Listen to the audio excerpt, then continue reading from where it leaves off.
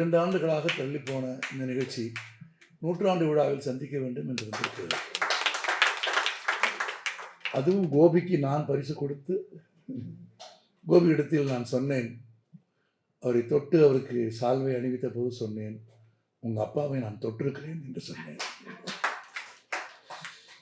அவரை தொடும் பாக்கியம் எனக்கு கல்லூரியில் படித்த காலத்தில் கிடைத்தது. அவர் கவிதைக்கெல்லாம் நான் அப்புறம் போகிறேன். அவர் ரொம்ப அழகர், 6 அடி 3 அங்குல உயரம் இருப்பார். ஆமாம், அசலாக சின்ன யானை நடை அவருக்கு தான் சொந்தமானது. ஆமாம், ஒரு சின்ன கோணல் நடைக்கலாம். அவர் ரொம்ப நேராக நடப்பார்னு சொல்ல முடியாது, லேசாக சாச்சு ஒரு கோணல் நடை நடப்பார். நல்ல பொன்னிறமாக இருப்பார், லட்சணமாக இருப்பார், அழகாக இருப்பார். சிங்கப்பல் அவருக்கு, வெத்துப்பல். நன்றாக பாடுவார். அவர் ஜனாதிபதியை போல் சம்பளம் வாங்கினார், இந்தியாவை போல் கடன் வாங்கினார். இது என்னுடைய வார்த்தையோடு இல்லை, பலம்புர்ஜான் சொன்னது. ஆமாம், பணத்தை அவர் பொருட்படுத்தியதில்லை என்பதை நான் என் அனுபவத்தில் பார்த்திருக்கிறேன். எங்கள் கல்லூரி விழாவிற்கு பேச அவரை அழைத்தோம். அந்த காலத்தில் கற்பனை செய்ய முடியாத ஒரு பணம் வேண்டும் என்று கேட்கப்பட்டது. அது தவிர நிகழ்ச்சியை ஏற்பாடு செய்த ஒருத்தவர்கள் கவிஞருக்கு எப்படியாவது ஏற்பாடு செய்ய வேண்டும் என்று சொன்னார்கள். அதில் எங்களுக்கு கூடுதல் மகிழ்ச்சி தான்.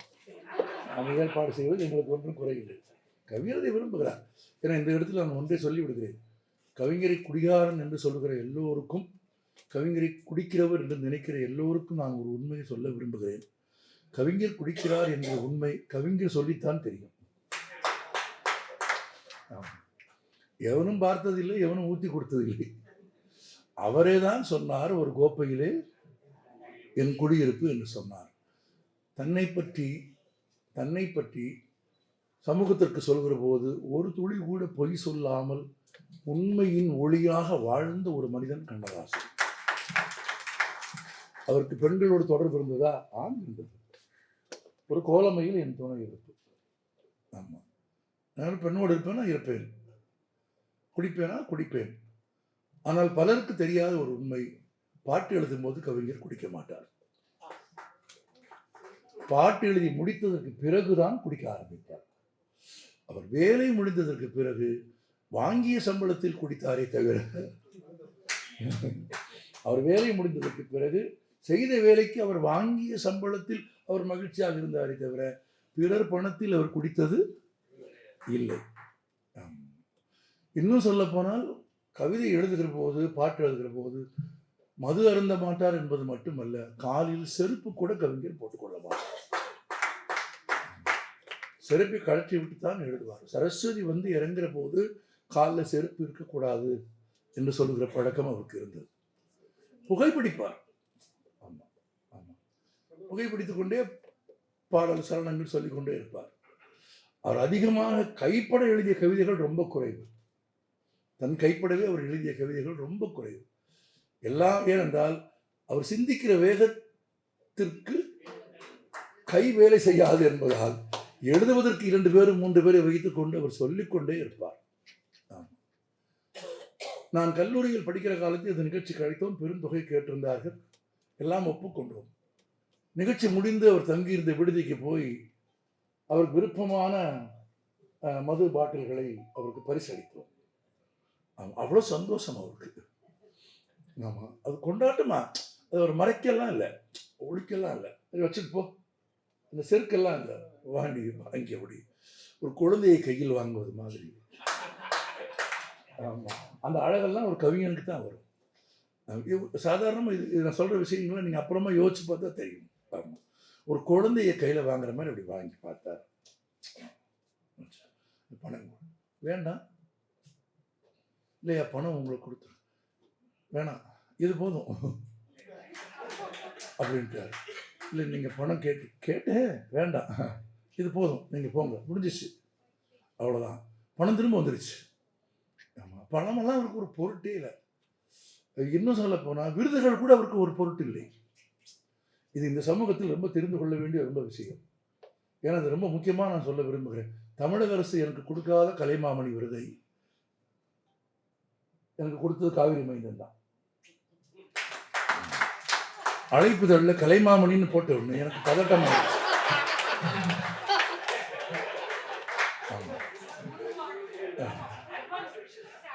அப்படின்னு நீங்க பிரேமாமா சொல்றீங்க. நான் நல்ல வேலை இல்லைன்னு. விருதுகள் என்பதெல்லாம் அது அது தேடி வரணும். அது தேடிலாம் போகவே கூடாது. விருதுகள் என்பது பெறுவது தானே தவிர வாங்குவது அல்ல. முதல் தேசிய விருது கவிஞருக்கு. நதிகள் பிறக்கும் இடம் பலவாகும், எல்லா நதியும் கலக்கும் இடம் கடலாகும். இது இந்து முஸ்லிம் ஒற்றுமையை, சமய ஒற்றுமையை வலியுறுத்தும் குழந்தையும் தெய்வமும் என்ற திரைப்படத்திற்காக கவிஞர் எழுதிய பாடலுக்கு, குழந்தைக்காக என்று எழுதிய பாடத்திற்காக கவிஞருக்கு தேசிய விருது. இந்த தேசிய விருது வழங்கும் விழாக்களிலே ஒரு நடைமுறை உண்டு. விருது கொடுப்பதற்கு முதல் நாளே நீங்கள் போய்விட வேண்டும். ஒரு ஒத்திகை நடக்கும். எந்த பக்கமாக ஏறி வர வேண்டும், எப்படி போய் நிற்க வேண்டும், எப்படி திரும்ப வேண்டும், எப்படி பின்புறத்தை காட்டக்கூடாது, இப்படிலாம் சில நடைமுறைகள் இருக்கிறது. ஆமாம், இதெல்லாம் முதல் நாள் ஒத்திகையெல்லாம் நடந்து முடிஞ்சுவிடும். கவிஞர் ஒத்திகைக்கு போனார். ஒத்திகையெல்லாம் முடிஞ்சது. மறுநாள் விருது வழங்கும் விழா. ஆமாம், கவிஞர் தூங்கிட்டார். விழாவுக்கு போகல. தேசிய விருது கவிஞர் போகல. அப்புறமா எந்திரிச்சு போலாமையா அப்படின்னு கேட்குறேன். எங்கன்னு அப்படின்னு கூட இருக்கிறவங்க கேட்குறாங்க. விருது வாங்குறதுக்கு. அண்ணே விழா முடிஞ்சிருச்சுங்க. நீ கொஞ்சம் அவங்கவுங்க தனிப்பட்ட முறையில் பர்சனலாக யோசிச்சுக்கங்க. நம்ம படிக்கும்போது எப்படி படிக்கிறோம், எப்படி ஒர்க் பண்ணுறோம்லாம் கேட்டால், எப்போவுமே ஒருத்தரை பற்றி பேசும்போது அந்த இடத்துல நம்ம இருந்தால் என்ன செய்வோம்னு யோசிச்சு பார்க்கணும். அப்படி வச்சு பார்த்தா தான் அவங்க உயரமே நமக்கு தெரியும். இப்போ உதாரணமாக இந்த அரங்கத்தில் நான் உள்பட ஒரு தேசிய விருதுன்னா 4 நாள் தூங்க மாட்டோம். நம்ம விருது வாங்குறதுக்கு ஒரு 2 மணி நேரத்துக்கு முன்னாலே போய் அங்கே உட்காந்துருவோம். ஒரு 50-500 சொந்தக்காரனுக்காவது அவன் வயிறு இருந்தாலும் பரவாயில்லைன்னு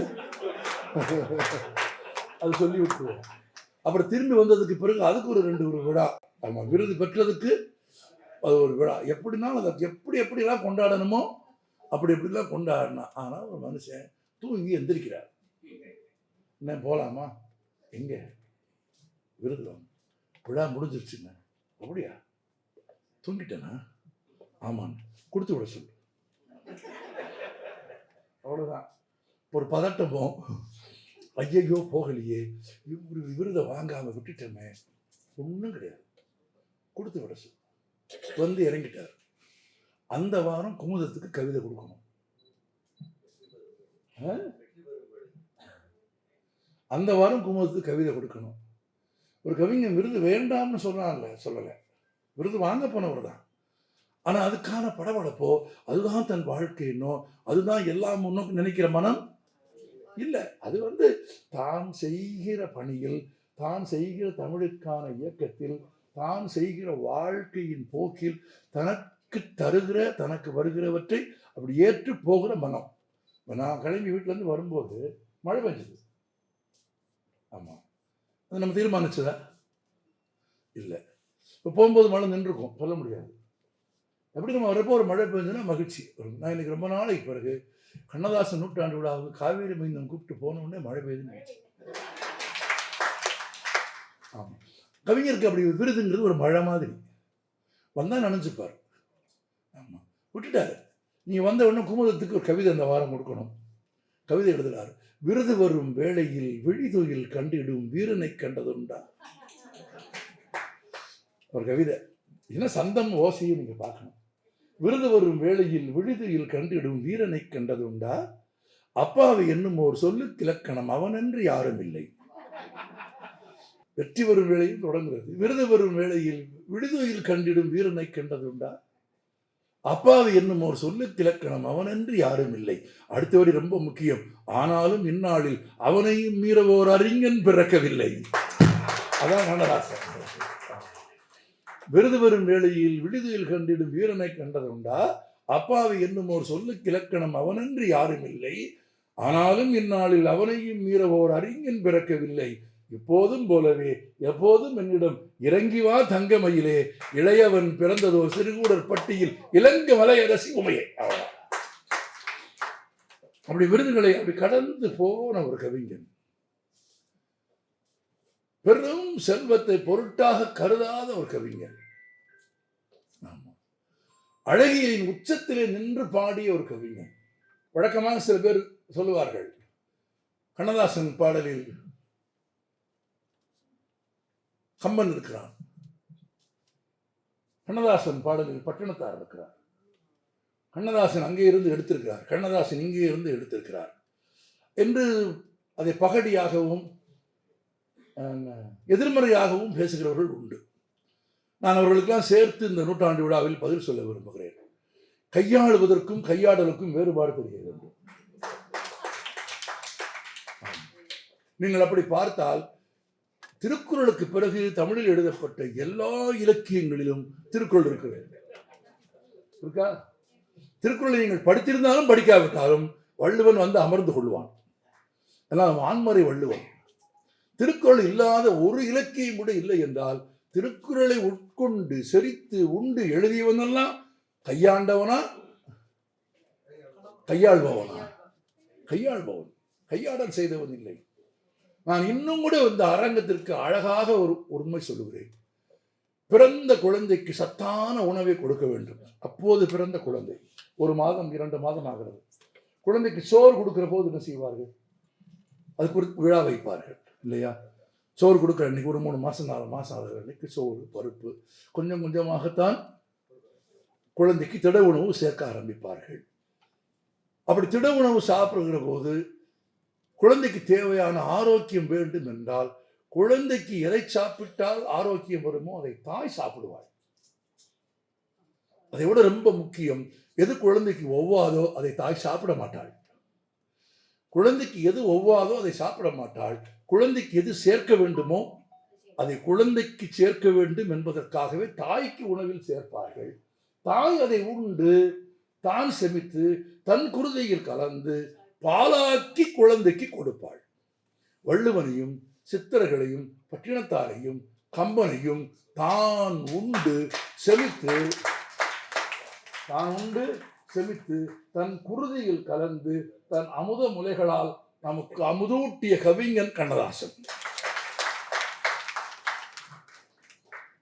நீங்களும் நானும் தேடி போய் படிக்க முடியாத பட்டினத்தாரை, சித்தர் பாடல்களை உங்களுக்கு எனக்கும் புரியும் மொழியில் ஆக்கி கொடுத்த கவிஞன் கண்ணதாசன். இந்த பிறப்பு வேண்டாம் என்று பட்டினத்தார் புலம்புகிறார். ஆம், மாதா உடல் சரித்தாள், வல்வினை என் காது சரித்தேன், வேதாவும் கை சரித்து விட்டானே நாதனே, இருப்பையூர் வாழ் சிவனே, இன்னும் ஓர் அன்னை கருப்பையூர் வராமற்கா. இது பட்னசுவாமிகள் பாட்டு. அவர் என்ன சொல்கிறார்? இந்த பிறவி வேண்டாம், பிறவாமை வேண்டும். இதுதானே சான்றோர்கள் ஆண்டோர்கள் சித்தர்கள் தேடியது. பட்டினத்தார் எழுதினார், மாதா உடல் செலுத்தாள், என்னை பெற்று பெற்று அவள் உடல் செலுத்தாள், மாதா உடல் செலுத்தாள், வல்வினை என் கால் செலுத்தேன், இந்த வாழ்க்கையில் நடந்து வேதாவும் இறைவனும் கை செலுத்தி விட்டானே நாதனே, இருப்பையூர் வாழ் சிவனே, இன்னும் ஓர் அன்னை கருப்பையூர் வராமற்கா என்று பட்டின சுவாமிகள் எழுதிய பாடலை நீங்களும் நானும் தேடி படிக்க மாட்டோம் என்பதாலும் தேடி படித்தாலும் நமக்கு புரியாது என்பதாலும் புத்தக வாசிப்பில் தமிழன் ரொம்ப பின்தங்கி இருக்கிறான் என்ற பேருண்மை கண்ணதாசனுக்கு தெரியும் என்பதாலும் சினிமாவுக்கு ஒரு பாட்டு எழுத வந்த போது தன்னுடைய வாழ்க்கையில் தன் வாழ்க்கையில் துன்புறுகிற ஒரு கதாபாத்திரம் பாடுவதாக ஒரு பாட்டை எழுத சொன்ன போது அந்த கதாபாத்திரம் பெண் பாத்திரமாக இருந்த போது பட்டினத்து சுவாமிகள் எழுதிய பாட்டை கொண்டு வந்து அந்த பெண் பாத்திரத்தின் மூலமாக பாட வைத்து, பெற்றவள் உடல் சரித்தாள், பேதை நான் கால் சரித்தேன், படைத்தவன் கை சரித்து ஓய்ந்தானம்மா, மீண்டும் பாவி ஒரு தாய் வயிற்றில் பிறவேனம்மா. இல்லறம் சிறக்க வேண்டுமானால், ஆண் பெண்ணுக்கிடையிலே அன்பும் காதலும் பூத்து வளர வேண்டுமானால், கல்யாணம் பண்ணி கொள்கிற புதுமண தம்பதிகளுக்கு போட்டு காட்ட வேண்டிய தமிழ்தாய் வாழ்த்து அது. ஆமா, முதலிரவுக்கு போவதற்கு முன்பு, மன வாழ்க்கையை தொடங்குவதற்கு முன்பு, காதலை தொடங்குவதற்கு முன்பு கண்ணதாசன் நீங்க வந்து நான் சொல்றேன், நகை வாங்கி கொடுங்க, ட்ரெஸ் வாங்கி கொடுங்க, கல்யாணத்துக்கு புது மாப்பிள்ளைக்கு, ஆமா புதுசாக ஒரு 6 ஜட்டி கூட வாங்கிட்டோம். ஆமாம், அதெல்லாம் இல்லை. நான் சொல்றேன், கண்ணதாசன் பாட்டில் இந்த சினிமா பாட்டை மட்டுமாவது அவனை கேட்டுட்டு குடும்பம் நடத்த சொல்லுங்க. கேட்டு பெறுவது காதலில் இனிமை, கேட்டு பெறுவது காதலில் இனிமை, கேட்டால் தருவது காதலில் கடமை, இன்பம் என்பது இருவரின் உரிமை, யார் கேட்டாலும் இளமைக்கு பெருமை. நான் இதுக்கு மேல ஒரு வரி சொல்ல விரும்புறேன். ஆமா, தன்னைத்தான் ஒருவர் அறிந்து கொள்ளும் அந்தரங்கமான தருணங்களில் நாம் இன்பமாய் இருக்கோம் என்று முன்மொழியும் உரிமை எப்போதும் ஆணுக்குத்தான் இருக்கிறது, பெண்ணுக்கு இல்லை. அவள் பேதை போல மடங்கி கிடக்க வேண்டும். இவனுக்கு விருப்பம் வருகிற வரையில் அவள் காத்திருக்க வேண்டும். அவளுக்கு விருப்பமும் ஆசையும் இருந்தாலும் நாணத்தின் பெயரால், வெட்கத்தின் பெயரால் அவள் ஒன்றும் சொல்லாமல் அவன் சோறு போடுகிற வரையில் ஆமா காத்திருக்க வேண்டும் என்று இருக்கிற மரபான இந்த சமூகத்தில் இருக்கிற தீட்டான பழக்கத்தை உடைத்த கவிஞன் கண்ணதாசன். நீங்க இன்னும் அதை காட்சியோடு சேர்த்து பார்க்கணும். ஊட்டி ஒரு படத்துல, ஆமா நான் பாடினது சரணம், பல்லவி தான், அங்கே மாலை மயக்கம் யாருக்காக. இந்த கீழே அப்படி கேஆர் ராஜா படுத்திருப்பாங்க, மேலே அப்படி சிவாஜி வந்து க்ளோஸ்அப் ஷாட்டு, 2 ஷாட்ல அந்த கடைசி வரியில இன்பம் என்பது இருவரின் உரிமை அப்படி வருவார். யார் கேட்டாலும் இளமைக்கு பெருமை அப்படின்னு பெண் பாடுறா. அது ரொம்ப முக்கியம். யார் கேட்டாலும், நம்ம 2 பேருக்குள்ள யார் வேணா பேசிக்கலாம், யார் வேணா கேட்டுக்கலாம்னு ஆண் சொன்னா அது திரும்பவும் ஆணாதிக்கம் தானே. உனக்கு பிச்சை எடுக்கிற உரிமை இருக்குன்னு சொல்றது என்ன பெரிய அதிகாரம் தான். அதை பெண்ணை பாட வச்சாங்க. அங்கதான் கண்ணதாசன், அதான் கண்ணதாசன் பெண்ணை பாட வச்சான். யார் கேட்டாலும் இளமைக்கு பெருமைன்னு சொன்ன ஒரு நிமிஷம் க்ளோஸ்அப்ல சைட் ஷாட்ல நீங்க பாத்தீங்கன்னா, வீட்டுக்கு போற உள்ள யூடியூப்ல எடுத்து பாருங்க. சிவாஜி கணேசன் அதுக்கு ஒரு அப்ரூவல் கொடுப்பாரு. யார்? எங்க சிவாஜி. அப்ரூவல் எப்படி தெரியுமா கொடுப்பாரு? இப்படி சைட்ல ப்ரொஃபைல்ல சிவாஜி இருப்பாரு, இந்த புருவம் மட்டும் அப்படி மேல போயிட்டு வரும். யாரு அழ உணர்ச்சி நம்ம கூட்டினாங்க. விஸ்வநாதன், ஸ்ரீதர், கண்ணதாசன் பாடுனவங்க, எழுதுனவங்க, இவ்வளவு பேர் இருக்கிறது பெருசு இல்லை. இதை அனுபவிக்க தெரிஞ்சவங்க 5-6 பேர் இருக்கணும். அது ரொம்ப முக்கியம் இல்ல. ஆமா, அவங்க எல்லாம் செஞ்சுட்டு போனதுக்கு பாருங்க அது என்ன இருக்கு அப்படின்னு தெரியாத மக்களை வச்சு எப்படி குடும்பம் நடத்துறது? ஆமா, அது தெரியணும்ல. நல்ல பொண்டாட்டி சமைச்சு போடுறதா பெரிய விஷயம். ஒரு வாய் சாப்பிட்டுட்டு சூப்பர் நல்லா இருக்கு அப்படின்னு ஒரு சுவைஞன் வேணும்ல, ஒரு காவேரி மைந்தன் வேணும்ல, ஒரு பாரதி கிருஷ்ணகுமார் வேணும்ல, இல்லை ஒரு மனுஷன் வேணும்ல. ஞான ஒளி படத்துல மமனமேடை அவர் வந்து அந்த சொல்லடுக்குக்காக சொன்னார். பல்லவியில உரைநடையில சிறிய சொற்களை வைத்தது போலவே கவிதையிலும் சிறிய சொற்களை வைக்கிற சாமர்த்தியம், அதுவும் பல்லவியில வைப்பது ரொம்ப கடினம். அது கண்ணதாசனுக்கு எதுவுமே கடினம் இல்லை. ஆமா, லா லலான்னு ஒரு பேட்டியே இருக்கு. எம்எஸ் சொல்லுவாரு, வெறும் லா லா லா லா லா கவிஞர் அந்த. ஆமா, அதுக்கு யாருமே எழுத முடியல. அதே படத்துக்கு அதே மெட்டுக்கு கன்னடத்துல ஒருத்தர் 7 நாள் தரையில படுத்து உருண்டிருக்காரு. ஆமா, கவிஞரை கூப்பிட்டு சொல்லிக்கோ, கவிஞர் வான் நிலா நிலா அல்ல உன் வாலிபம் நிலா முடிஞ்சு போச்சு. நான் பாரதி ராஜா கிட்ட அசோசியேட்டு. நான் பாரதி ராஜாட்ட வந்து வேலைக்கு சேர்ந்தப்போ கண்ணதாசன் இல்லை, காலமாட்டார்.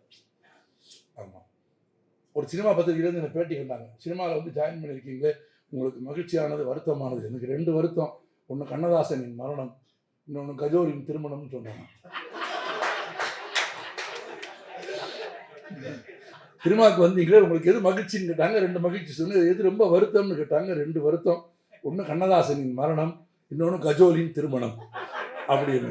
ஆமா, ஏன்னா டைட்டானிக் படம் பார்த்துட்டு ஒரு அசிஸ்டன்ட் டைரக்டருக்கு வந்து வாழ்வை நாங்கள் பார்த்தோம்ல, கேத் வின்ஸ்லெட் அசிஸ்டன்ட் டைரக்டர் தானே கல்யாணம் பண்ணிக்கிட்டாங்க. ஆமாம், நான் ஒரு நாள் பாரதிராஜா சார்கிட்ட பேசிட்டு இருக்கும்போது கேட்டேன், கவிஞர்கிட்ட பாட்டு எழுதின அனுபவம் என்னன்னு கேட்டேன். அது படத்துக்கு எப்படி நடந்துச்சுன்னு அவரே சொன்னார், நான் கேட்டிருக்கேன். ஆமாம், பாட்டு வாழி வாங்க போயிருக்காங்க. கவிஞர் அப்போ தான் தூங்கி எழுந்திரிச்சிருக்காரு.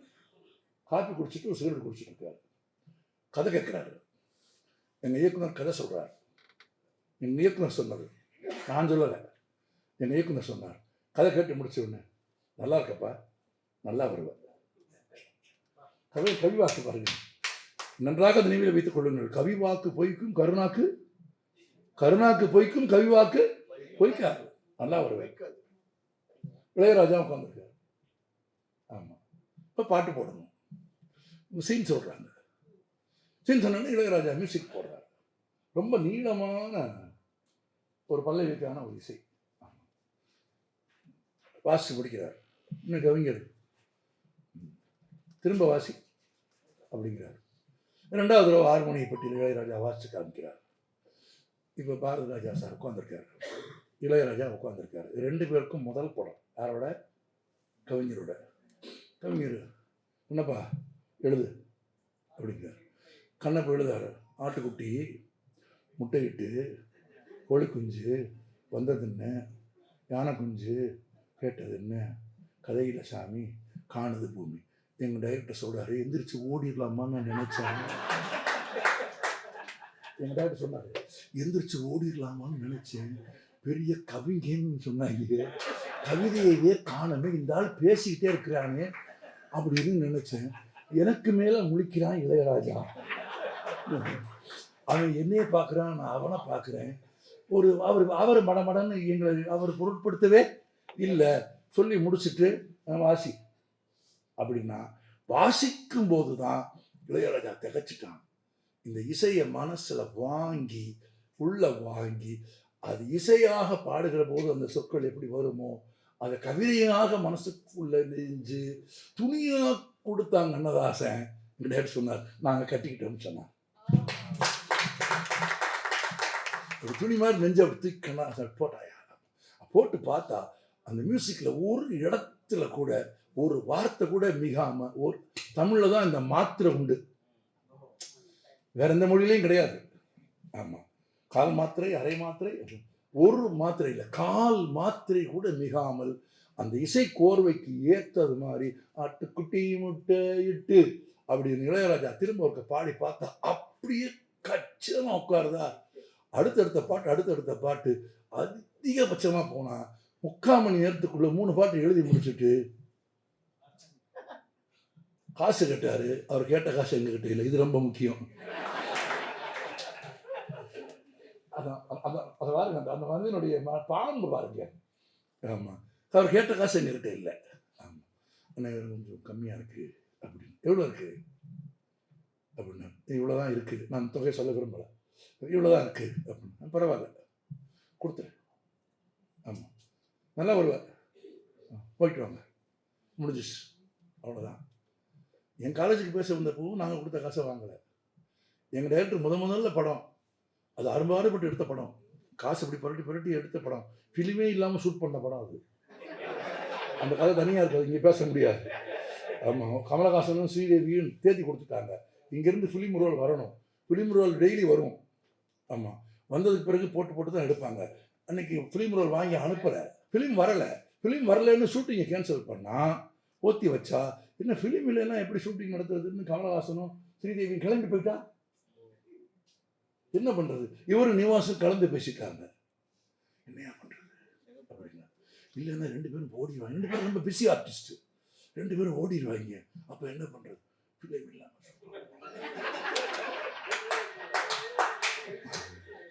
காலையிலிருந்து மத்தியானம் வரைக்கும் ஃபிலிம் எப்போ வருது, மத்தியானம் தான் வருது. காலையிலேருந்து மத்தியானம் வரைக்கும் ஃபிலிம் எல்லாம் அப்படியே ஆக்ஷன் அப்படின்னு. அவங்க வந்து சின்ன ஒரு லைட் ஒன்று எரியும் அதில், இந்த அதை கவனிக்காமல் அவங்களும் நடிச்சு முடிச்சுட்டாங்க. மத்தியானம் லஞ்சுக்கு பிறகு தான் ஃபிலிம் ரோல் வருது. மத்தியானம் ஃபிலிம் ரோல் வந்ததுக்கு பிறகு இவங்க திரும்ப போய் மார்னிங் ஷூட் பண்ணதெல்லாம் திரும்ப ஷூட் பண்ணுறோம் அப்படின்னு. ஏன் அப்படின்னு கேட்குறாங்க. அவங்க 2 முதல்ல விளங்குற ஏன் அப்படின்னு. எல்லாரும் கொஞ்சம் சரியா இவங்க ப்ராசஸ் பண்ணாமல், அது ரொம்ப முக்கியம், ப்ராசஸ் பண்ணாமல் எடிட் பண்ணாமல் என்னன்னு தெரியாமலேயே ஏன் மறுபடியும் ஷூட் பண்ணுறீங்க அப்படின்னாங்க. இல்லை காலையிலேயே நாங்கள் ஃபீல் பண்ணோம், அது தப்பாக வந்துருச்சு, இப்போ பரவாயில்ல மறுபடியும் எடுத்துருவோம் ப்ளீஸ் ப்ளீஸ் கோஆப்ரேட் பண்ணி காலையில் எடுத்து அதே சீனை ஃபிலிமை வச்சு எடுத்து முடிச்சுட்டாங்க. ரொம்ப நாள் கழிச்சு ஒரு நாள் ஒரு பட வெளியிட்டு விழாவில் கமல் சார், பாரதி ராஜா சார் நான்லாம் மேடையில் உட்காந்தப்போ இந்த மாதிரி ஒருத்தன் வீடியோ எடுத்துக்கிட்டு இருந்தான், லைட் எரியல. கமல் சார் அங்கேருந்து சொன்னார் மேடையில் இருந்து, ஆமாம் உங்களை மாதிரியே ஒருத்தன் ஃபிலிம் இல்லாமல் படம் எடுக்கிறான் அப்படின்னு. கமல் சார் சொன்னார், நடந்துச்சு அது ஒரு ஃபங்க்ஷனாக நடந்துச்சு. நிறைய சுவை இருக்கு, அப்படியே காசு இவ்வளோதான் கொடுக்குறாங்க, பரவாயில்ல ஆமாம் முடிஞ்சிச்சு. ஆமாம் நீங்கள் நான் திரும்பவும் உங்களுக்கு சொல்ல விரும்புகிறேன், எப்படி மகாகவி பாரதியாரை கவிதையை மட்டும்தான் ஓரளவேனும் அல்லது சிறிதளவேனும் அல்லது 10-12 பாடல்களின் மூலமாக மட்டும் அறிந்து வைத்திருக்கிற தமிழ் உலகம் பாரதியின் உரைநடையில் மொழிபெயர்ப்பில் பாரதியின் பங்களிப்பை எப்படி இன்றைக்கு வரைக்கும் அறிந்திருக்கவில்லையோ, அப்படியே கண்ணதாசனின் கவிதையை சினிமா திரைப்பட பாடல்களின் மூலம் அறிந்து வைத்துக் கொண்டிருக்கிற சமூகம் கண்ணதாசனின் உரைநடையின் வழியாக கண்ணதாசனை அறிந்து கொள்ளவே இல்லை. 3 புஷ்பமாளிகா, ராகமாளிகா, ஞானமாளிகா. ஒரு போகிற போக்கில் எழுதுவார். அனுபவத்தின் அனுப்படையில் வாசிக்கிறவனுக்கு எளிதில் புரியும் மொழியில் சொன்னார், இடியாப்பம் போல் ஒரு உள்ளத்தை வைத்து விட்டு. கண்ணதாசன் இடியாப்பம் போல் ஒரு உள்ளத்தை வைத்து விட்டு அதன் முனையை தேடும் பொறுப்பை என்னிடம் ஏன் கொடுத்தாயின்னு கேட்டேன். இறைவனை பார்த்து கேட்கிறான், இடியாப்பம் போல் ஒரு உள்ளத்தை வைத்து விட்டு அதன் முனையை தேடும் பொறுப்பை என்னிடம் ஏன் கொடுத்தாய்? நான் உப்பு விற்க போனால் மழை பெய்கிறது, நான் மாவு விற்க போனால் காற்றடிக்கிறது. முடிஞ்சிச்சு, அவ்வளவுதான். எவ்வளவு சுருக்கம். ஆமா, ஒரு முறை தேள் கொட்டிய இடத்தில் மீண்டும் தேள் கொட்டாது, ஒரு முறை காசு கிடைத்த இடத்தில் மீண்டும் காசு கிடைக்காது. முடிஞ்சிச்சு. இது வாழ்க்கையில் எவ்வளவு நம்பிக்கையில் எவ்வளவு மூட நம்பிக்கைகளை நீக்குவதற்கு பயன்படுகிறது. ஆமா, நீங்க ஆச்சரியம் பார்த்தீங்கன்னா, அவருக்கு தேசிய விருது கிடைத்தது போலவே சாகித்ய அகாடமி விருது கிடைத்தது. ஆனால் சாகித்ய அகாடமி அவர் கவிதைக்கு விருது தரவில்லை. ஆமா, அவர் எழுதிய வரலாற்று நாவலிலே இருந்த உரைநடையின் அழகுக்காக, அந்த புதினத்தின் மேன்மைக்காகத்தான் சாகித்ய அகாடமி விருது அவருக்கு வழங்கப்பட்டது. கவிதையில் அறியப்பட்ட கவியரசு கண்ணதாசன் சாகித்ய அகாடமி விருது வாங்கியது நாவலுக்காக. அவர் எழுதிய நாவல் சேரமான் காதலிக்காக, அந்த வரலாற்று நாவலுக்காக வாங்கினார். கண்ணதாசன் இதழ் பற்றி சிறிய சிறிய குறிப்புகள் வந்தது. எவ்வளவு பெரிய பாக்கியம் பெற்ற கைகள். அந்த இதழில் கண்ணதாசனின் கவிதைகளுக்கு நீங்கள் எழுதிய ஓவியங்களை நான் பார்த்திருக்கிறேன். ஆமா, என்ஆர்தாசனின் கவிதைகளுக்கு நீங்கள் எழுதிய ஓவியங்களை நான் பார்த்திருக்கிறேன். தமிழில் பின்னாளில் அறியப்பட்ட மிகப்பெரிய படைப்பாளிகள் முதலில் எழுத துவங்கிய இதழ் கண்ணதாசன் இதழ். ஆமா, தான் கவிஞன் என்பது பெரிய காரியம் அல்ல, பலருக்கு வாசல் திறந்து வைத்த கவிஞன். வாலி கூட ஒரு நாள் உட்கார்ந்து பேசிட்டு இருந்தேன். ஒரு நாள் பூரா எல்லாத்தையும் சொல்ல முடியாது இங்க. ஆமா, சொல்ல மாட்டேங்கிற நம்பிக்கையில தான் வாலி நிறைய எனக்கு சொன்னாங்க. ஆமா, உன்னை நம்புறேன்டா, நீ யாருக்கும் சொல்ல மாட்டடா அப்படின்னு நிறைய சொல்லியிருக்காருன்னு வச்சுக்கோங்க. என்னைக்கும் சொல்ல மாட்டேன். அதுல ஒண்ணு, கவிஞர் ஒரு பாட்டு வந்துருச்சு, வாலி பாட்டு. அது யாரோ ஒருத்தர் சொல்றாங்க, கவிஞர் பாட்டு ரொம்ப நல்லா இருக்கு. இல்லையா, அது ஏன் பாட்டு இல்லையே அப்படிங்கிறார். இப்போ பக்கத்துக்கு சொல்றாங்க, அது வாலி பாட்டு, கூப்பிடியா அவனை அப்படிங்கிற கவிஞர். கவிஞர் கூட சொல்றாரு, ஓ பாட்டு பிரமாதமா இருக்கேன். இதை விட பெரிய மனசு வேணும் பாருங்க. எழுதுகிறவன் என்கிறவன் அகங்காரம் படித்தவன், அக்கிரகண்யன், சக கலைஞர்களின் மீது மாறாத பொறாமை அடைகாப்பவன் என்று சுந்தரராமசாமி எழுதியதெல்லாம் பொய். கண்ணதாசன் விஷயத்துக்கு, கண்ணதாசன் விஷயத்துல மட்டும்தான். நான் எல்லாருக்கும் நீட்டிக்க மாட்டேன். ஆமா, கூப்பிட்டு பாராட்டுறாரு, பாராட்டிட்டு சொல்றாரு, யோ ஒரு பாட்டில் கொடுத்து அனுப்புறேன். அவரு, அண்ணே பாட்டில் மட்டும் கொடுத்து விடாதீங்க, பிறகு நீங்களும் வாங்க அப்படிங்க. நானும் ஐயா அப்படிங்கிற. ஆமாண்ணே, சரி வார. வந்தாராம். தனக்கு போட்டியாக வந்தவன் என்று உலகம் கருதி கொண்டிருந்த ஒரு சூழலில் அசலாகவே தொழில் போட்டியாக வந்து எழுதி கொண்டிருந்த ஒரு கவிஞரின் பாடல் சிறப்பாக இருந்த போது அவனை பாராட்டியது மட்டுமல்ல, அவனுக்கு ஒரு மதுப்புட்டி பரிசளித்து அவன் வேண்டுகோளை ஏற்று அவனோடு சேர்ந்து போய் இருந்து மதுவும் அருந்திய தான் ஒரு கோப்பையிலே என் குடியிருப்பு என்று பாட முடியும். எல்லாராலும் பாட முடியுமா? குடிச்சுட்டு தான் கண்ணதாசன் பாடினான்னு சொல்ற எல்லாருக்கும் நான் மது வாங்கி தர்றேன். நீ எழுதி பார்ப்போம். அட நீ வாந்தி எடுக்காம இரு பார்ப்போம். நீ எழுதுறது அப்புறம். நீ குடிச்சிட்டு வாந்தி எடுக்காம இருந்துட்டீங்கனாலே பெரிய விஷயம். அது அது குடி அல்ல, அது மது அல்ல, மது அல்ல, மது அல்ல, பெண் அல்ல. அது கவிஞனுக்குள் ஏற்கனவே இருந்தது. இந்த ஊருக்கு முதல்ல பிழைக்க வந்த போது மெரினா பீச்சில் படுத்து கிடந்தால் போலீஸ்காரர்கள் தேடி வந்து அடித்து விரட்டி விடுவார்கள் என்பதற்காக தூங்குவதற்கு இடமில்லாமல் இருந்த கவிஞன், தூங்குவதற்கு என்ன தெரியுமா செஞ்சாரு? மெரினாவில் மண்ணை பறித்து, ஏன்னா இங்க இருந்து ரோட்ல இருந்து போலீஸ்காரன் பார்ப்பான், மேல படுத்து இருந்தா தேடி வந்து அடிச்சு எழுப்பி கூட்டிட்டு போயிடுவாங்கனால சாலையில இருந்து பார்க்கிற போலீஸ்காரனின் கண்ணில் தெரியாமல் ஒரு இரவை கழிக்க வேண்டும் என்பதற்காக தங்குவதற்கு இடமில்லாமல் இருந்த கவிஞன் மண்ணை தானே பறித்து தனக்கான ஒரு சவக்குழியை தானே தோண்டி, எல்லாருக்கும் சரக்கா சரி கொடுங்க, ஆமா, தனக்கான குழியை தானே தோண்டி அதில் படுத்துக்கொண்ட கவிஞன், தனக்கான குழியை தானே தோண்டி அதில் படுத்துக்கொண்ட கவிஞன் இன்றைக்கு கோபுரமாக உயர்ந்து நிற்கிறான். 100 ஆண்டுகளுக்கு பிறகு, அவன் பிறந்த 100 ஆண்டுகளுக்கு பிறகு இந்த உலகம் அதை கொண்டாடுகிறது. உரைநடையில் கண்ணதாசனின் உச்சத்தை நீங்கள் பார்க்க வேண்டும் என்றால் ஞானமாளிகா, புஷ்பமாளிகா, ராகமாளிகா இவைகளை தவிர வனவாசம் படிக்க வேண்டும், குட்டி கதைகள் படிக்க வேண்டும். அப்படி போகிற பக்கம் ஒன்று சொல்லி போவார். ஒரு உரைநடையில் எழுதுறார், செப்பு மொழிகள் எழுதுறார். எல்லா நதிகளும் ஏன் கடலில் போய் கலக்கின்றன? யாருக்கா யோசிச்சுக்குமா? எல்லா நதிகளும் ஏன் கடலில் போய் கலக்கின்றன? கவிஞர் கேட்கிறார். அடுத்த வரி எழுதுறாரு, கடல் பள்ளத்தில் இருப்பதால் எழுதுறாரு. முடிஞ்சதா? 3 சொல்லுதான். எல்லா நதிகளும் கடலில் போய் ஏன் கலக்கின்றன? கடலில் பள்ளத்தில் இருப்பதால். அடுத்த ஒரு வரி எழுதுறாரு, பாலியல் சார்ந்து, அதனால்தான் எல்லா ஆணும் பெண்ணை நோக்கி ஓடுகிறான்னு எழுதுறாரு. உலகியல் நடப்புகளையும் பாலியல் உறவுகளையும் மனித உறவுகளையும் சூக்குமங்களையும் இணைத்து இணைத்து இணைத்து இணைத்து பாடிய மாபெரும் கவிஞன் கண்ணதாசன். உரைநடையில கவிதைகள், நீ குட்டி கதைகள்லாம் படிச்சிருக்கீங்களா? அடேங்கப்பா, நீ நாள் போல தனியா உட்கார்ந்து சிரிக்கலாம். நமக்கு நம்ம சமூகத்தில் இருக்கிற பெரிய பிரச்சனை என்னன்னா, நாம் நிறைய வாசிப்பதில்லை. கண்ணதாசனை கொண்டாடுவது பெரிய சமூகத்தின் வேலை இல்லை. இந்த கூட்டத்திற்கு பிறகாவது கண்ணதாசனின் படைப்புகளை நீங்கள் வாசிக்க வேண்டும், தேடி படிக்க வேண்டும். நம்ம கேரளாவில் போய் ஒரு லாட்ஜில் போய் ஒரு படத்துக்கு ஒர்க் பண்ணுறதுக்காக ஒரு 2 வாரம் தங்கியிருந்தேன். சில ஆண்டுகளுக்கு முன்னால் தங்கியிருந்த 3வது நாள் 4வது நாளோ அந்த ஹோட்டல் மேனேஜர், நீங்கள் என்ன சார் பண்ணுறீங்கன்னு கேட்டார். நான் ஐம் ரைட்டர் அப்படின்னு சொன்னேன். இவ்வளோதான். ஒரு சின்ன கிராமத்து விடுதி தான்.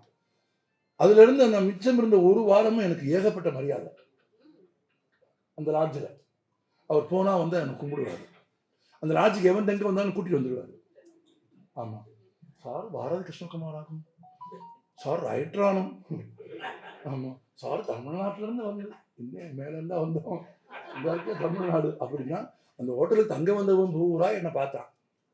அந்த ஆள் காலையில், மத்தியானம், சாயங்காலம், நைட்டு 10 தடவை, சார் சௌரியமா சௌரியமா, தமிழ்நாட்டில் என்ன நிலைமைன்னு சொல்லுங்க. நீங்கள் நான் எழுத்தாளுன்னு சொன்னால் அடுத்த நிமிஷம் நம்மால் கேட்குறான் கூட இல்லை.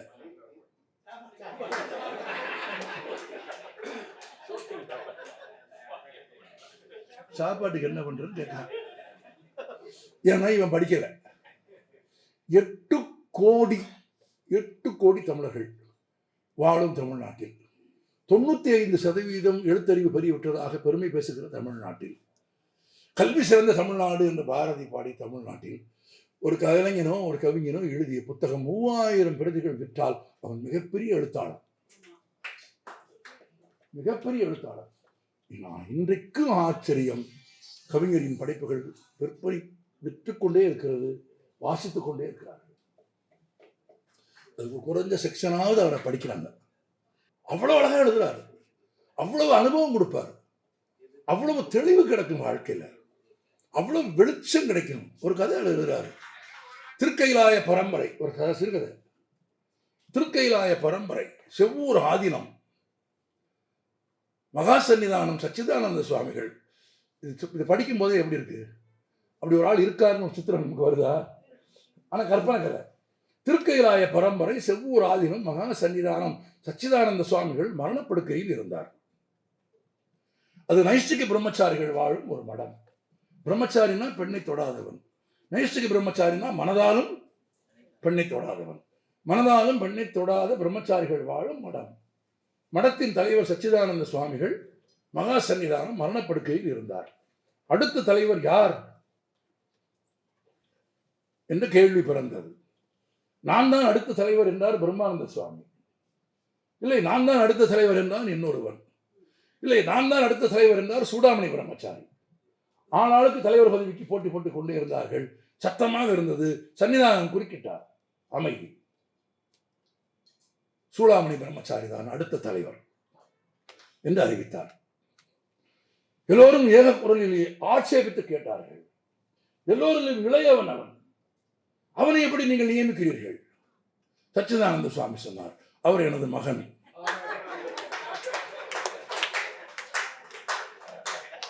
அடுத்தபடி ரொம்ப சிறப்பு. சுவாமிகளின் ஆவி அமைதியாக பிரிந்தது.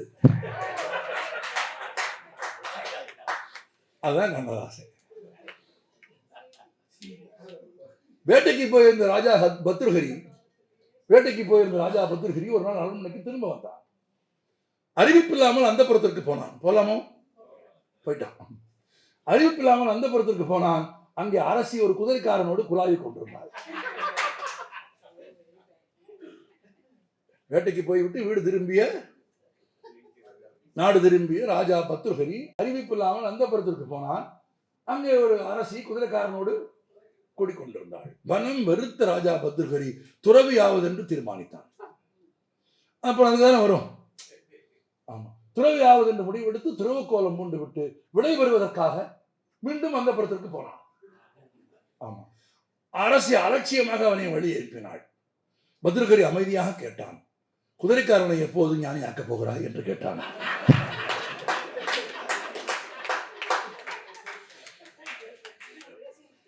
இந்த குசும்பு கண்ணதாசனை தவிர தமிழ் இலக்கிய யாருக்குமே கிடையாது. எங்க காலேஜுக்கு வந்து பாடுறாரு. அப்போ ஷூட் போயிட்டு இருக்க பாடுகளை பாடுவார். ஆமா, அவர் பாட்டு ராஜபாட்டு ரங்கத்துறைன்னு ஒரு படத்து ஒரு பாட்டு. நான் சிரிக்கிறேன் சிரிப்பு வரல, நான் அழுகிறேன் அழுக வரல. அந்த பாடல் காட்சியவே சொல்லி அந்த பாட்டை பாடினார். அவன் ஒரு கோமாளி, எல்லாரையும் சிரிக்க வைக்கிற தெருக்கூத்து கலைஞர். எல்லாரும் சிரிக்க வைக்க போறதுக்காக நாடகம் துவங்குது. அவன் கோமாளி வேலைமிட்டு மேடையில் வந்து ஆடப்போற சமயம், அந்த தருணம் அவனுக்கு ஒரு செய்தி வருது. அவன் உயிரினும் உயிரான அவன் தங்கை இறந்து போறான். குழந்தை பெறுது சமயத்துல தங்கையின் மரணம் வந்துருச்சு. தங்கையின் மரண செய்தியை கேட்ட அவனால் அதை தாங்க முடியாது. ஆனா கூட்டம் கூடியிருக்கு, கூட்டத்தை ஏமாற்ற முடியாது. கவிஞர் சொல்றாரு, அவன் உள்ளுக்குள்ள அழுகிறான். ஆனா வெளியில அவன் சிரிக்கணும். அதை விட அவன் எல்லாரையும் சிரிக்க வைக்கணும். அவன் கோமாளியா குதிச்சு ஆடணும். இப்படி ஒரு இக்கட்டான வாழ்க்கை சொல்ல ஒரு கலைஞருக்கு நீங்க மற்றதெல்லாம் மறந்துட்டு யோசிச்சு பாருங்க. அசலாகவே மேடையில் பேச இருக்கிற, நடிக்க இருக்கிற, எல்லாரையும் மகிழ்விக்க இடத்துல இருக்கிற ஒரு மனிதனுக்கு தொல்லொண்ணாத துயர செய்தி வந்தால் அவன் என்ன ஆவான்? ஒண்ணும் இல்லை, இல்லாத பாட்டி செத்து போனதால் லீவ் போடுறாள். நம்ம இல்லாத பாட்டி செத்து போன ஒன்றும் இல்லை. டீச்சர் வீட்டுக்கு வந்த உடனே 2வது மாடியிலேருந்து பாட்டி சொல்லிச்சான், உடம்பு சோமுன்னு லீவு போட்டியாடா, உன்னை பார்க்கறதுக்கு டீச்சர் வர்றா அப்படின்னு பாட்டி சொன்னா, நீ முதல்ல போய் ஒளிஞ்சுக்க, நீ செத்து போயிட்டு தான் லீவு போட்டுக்க. இல்லாத பாட்டி 7 தடவை கொள்றவன். நம்ம அசலான உயிருக்குயிரான தங்கச்சி செத்துட்டா, அவன் பாடணும்.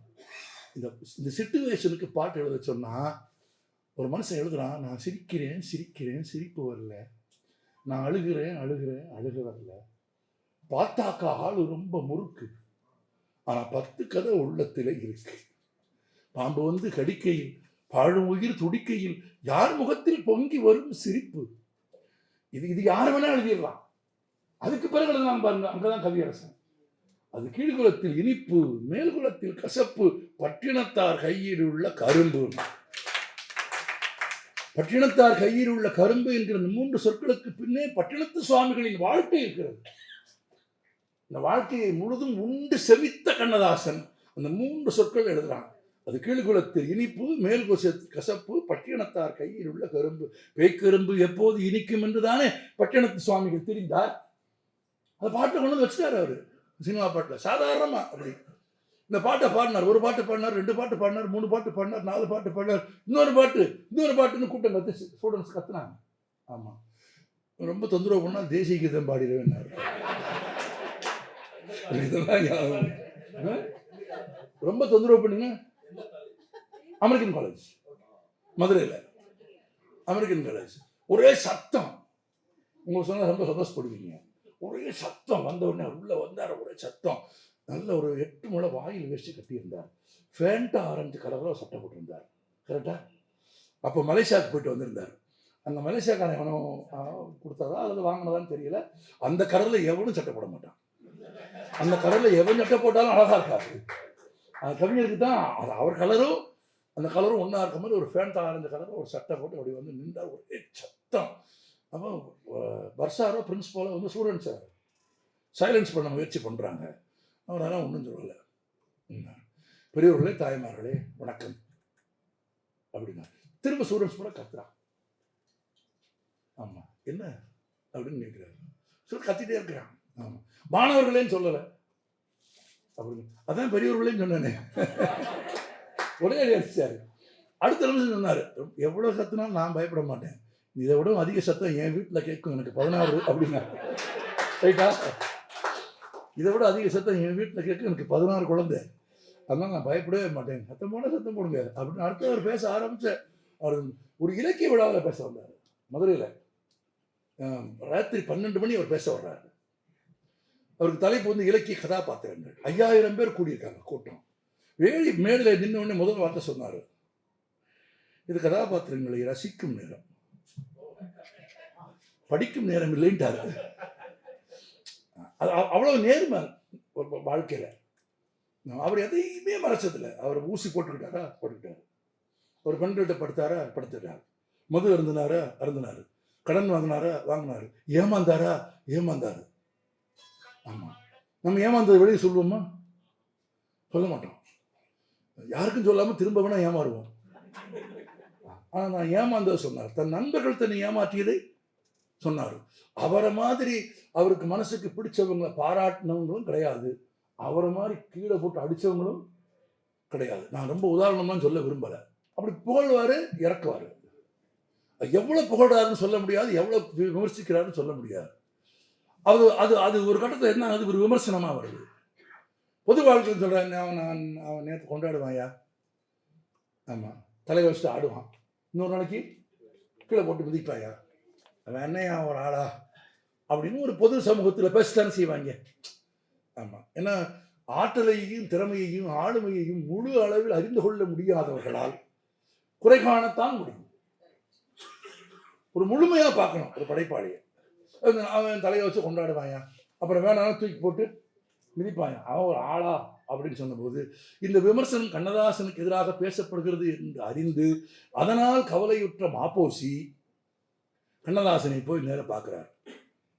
என்ன தெரியுமா சொல்றாரு, நீ ஒரு மகா கவிஞர், தெய்வங்களை பாடுற, பெண்களை பாடுற, காதலை பாடுற, நீ பாடாத பொருளே இல்லை, என்னத்துக்கு இந்த பயிர்களை போய் பாடுற, இவனை பாட போய் அவன் நாளைக்கு தப்பு பண்ண போய் அப்புறம் நீ திட்ட போய் எதுக்கு, நீ தெய்வீக கவிஞ, நீ எதுக்கு மனுஷங்களை போய் பாடுற, இதுதான் ஒரே கேள்வி.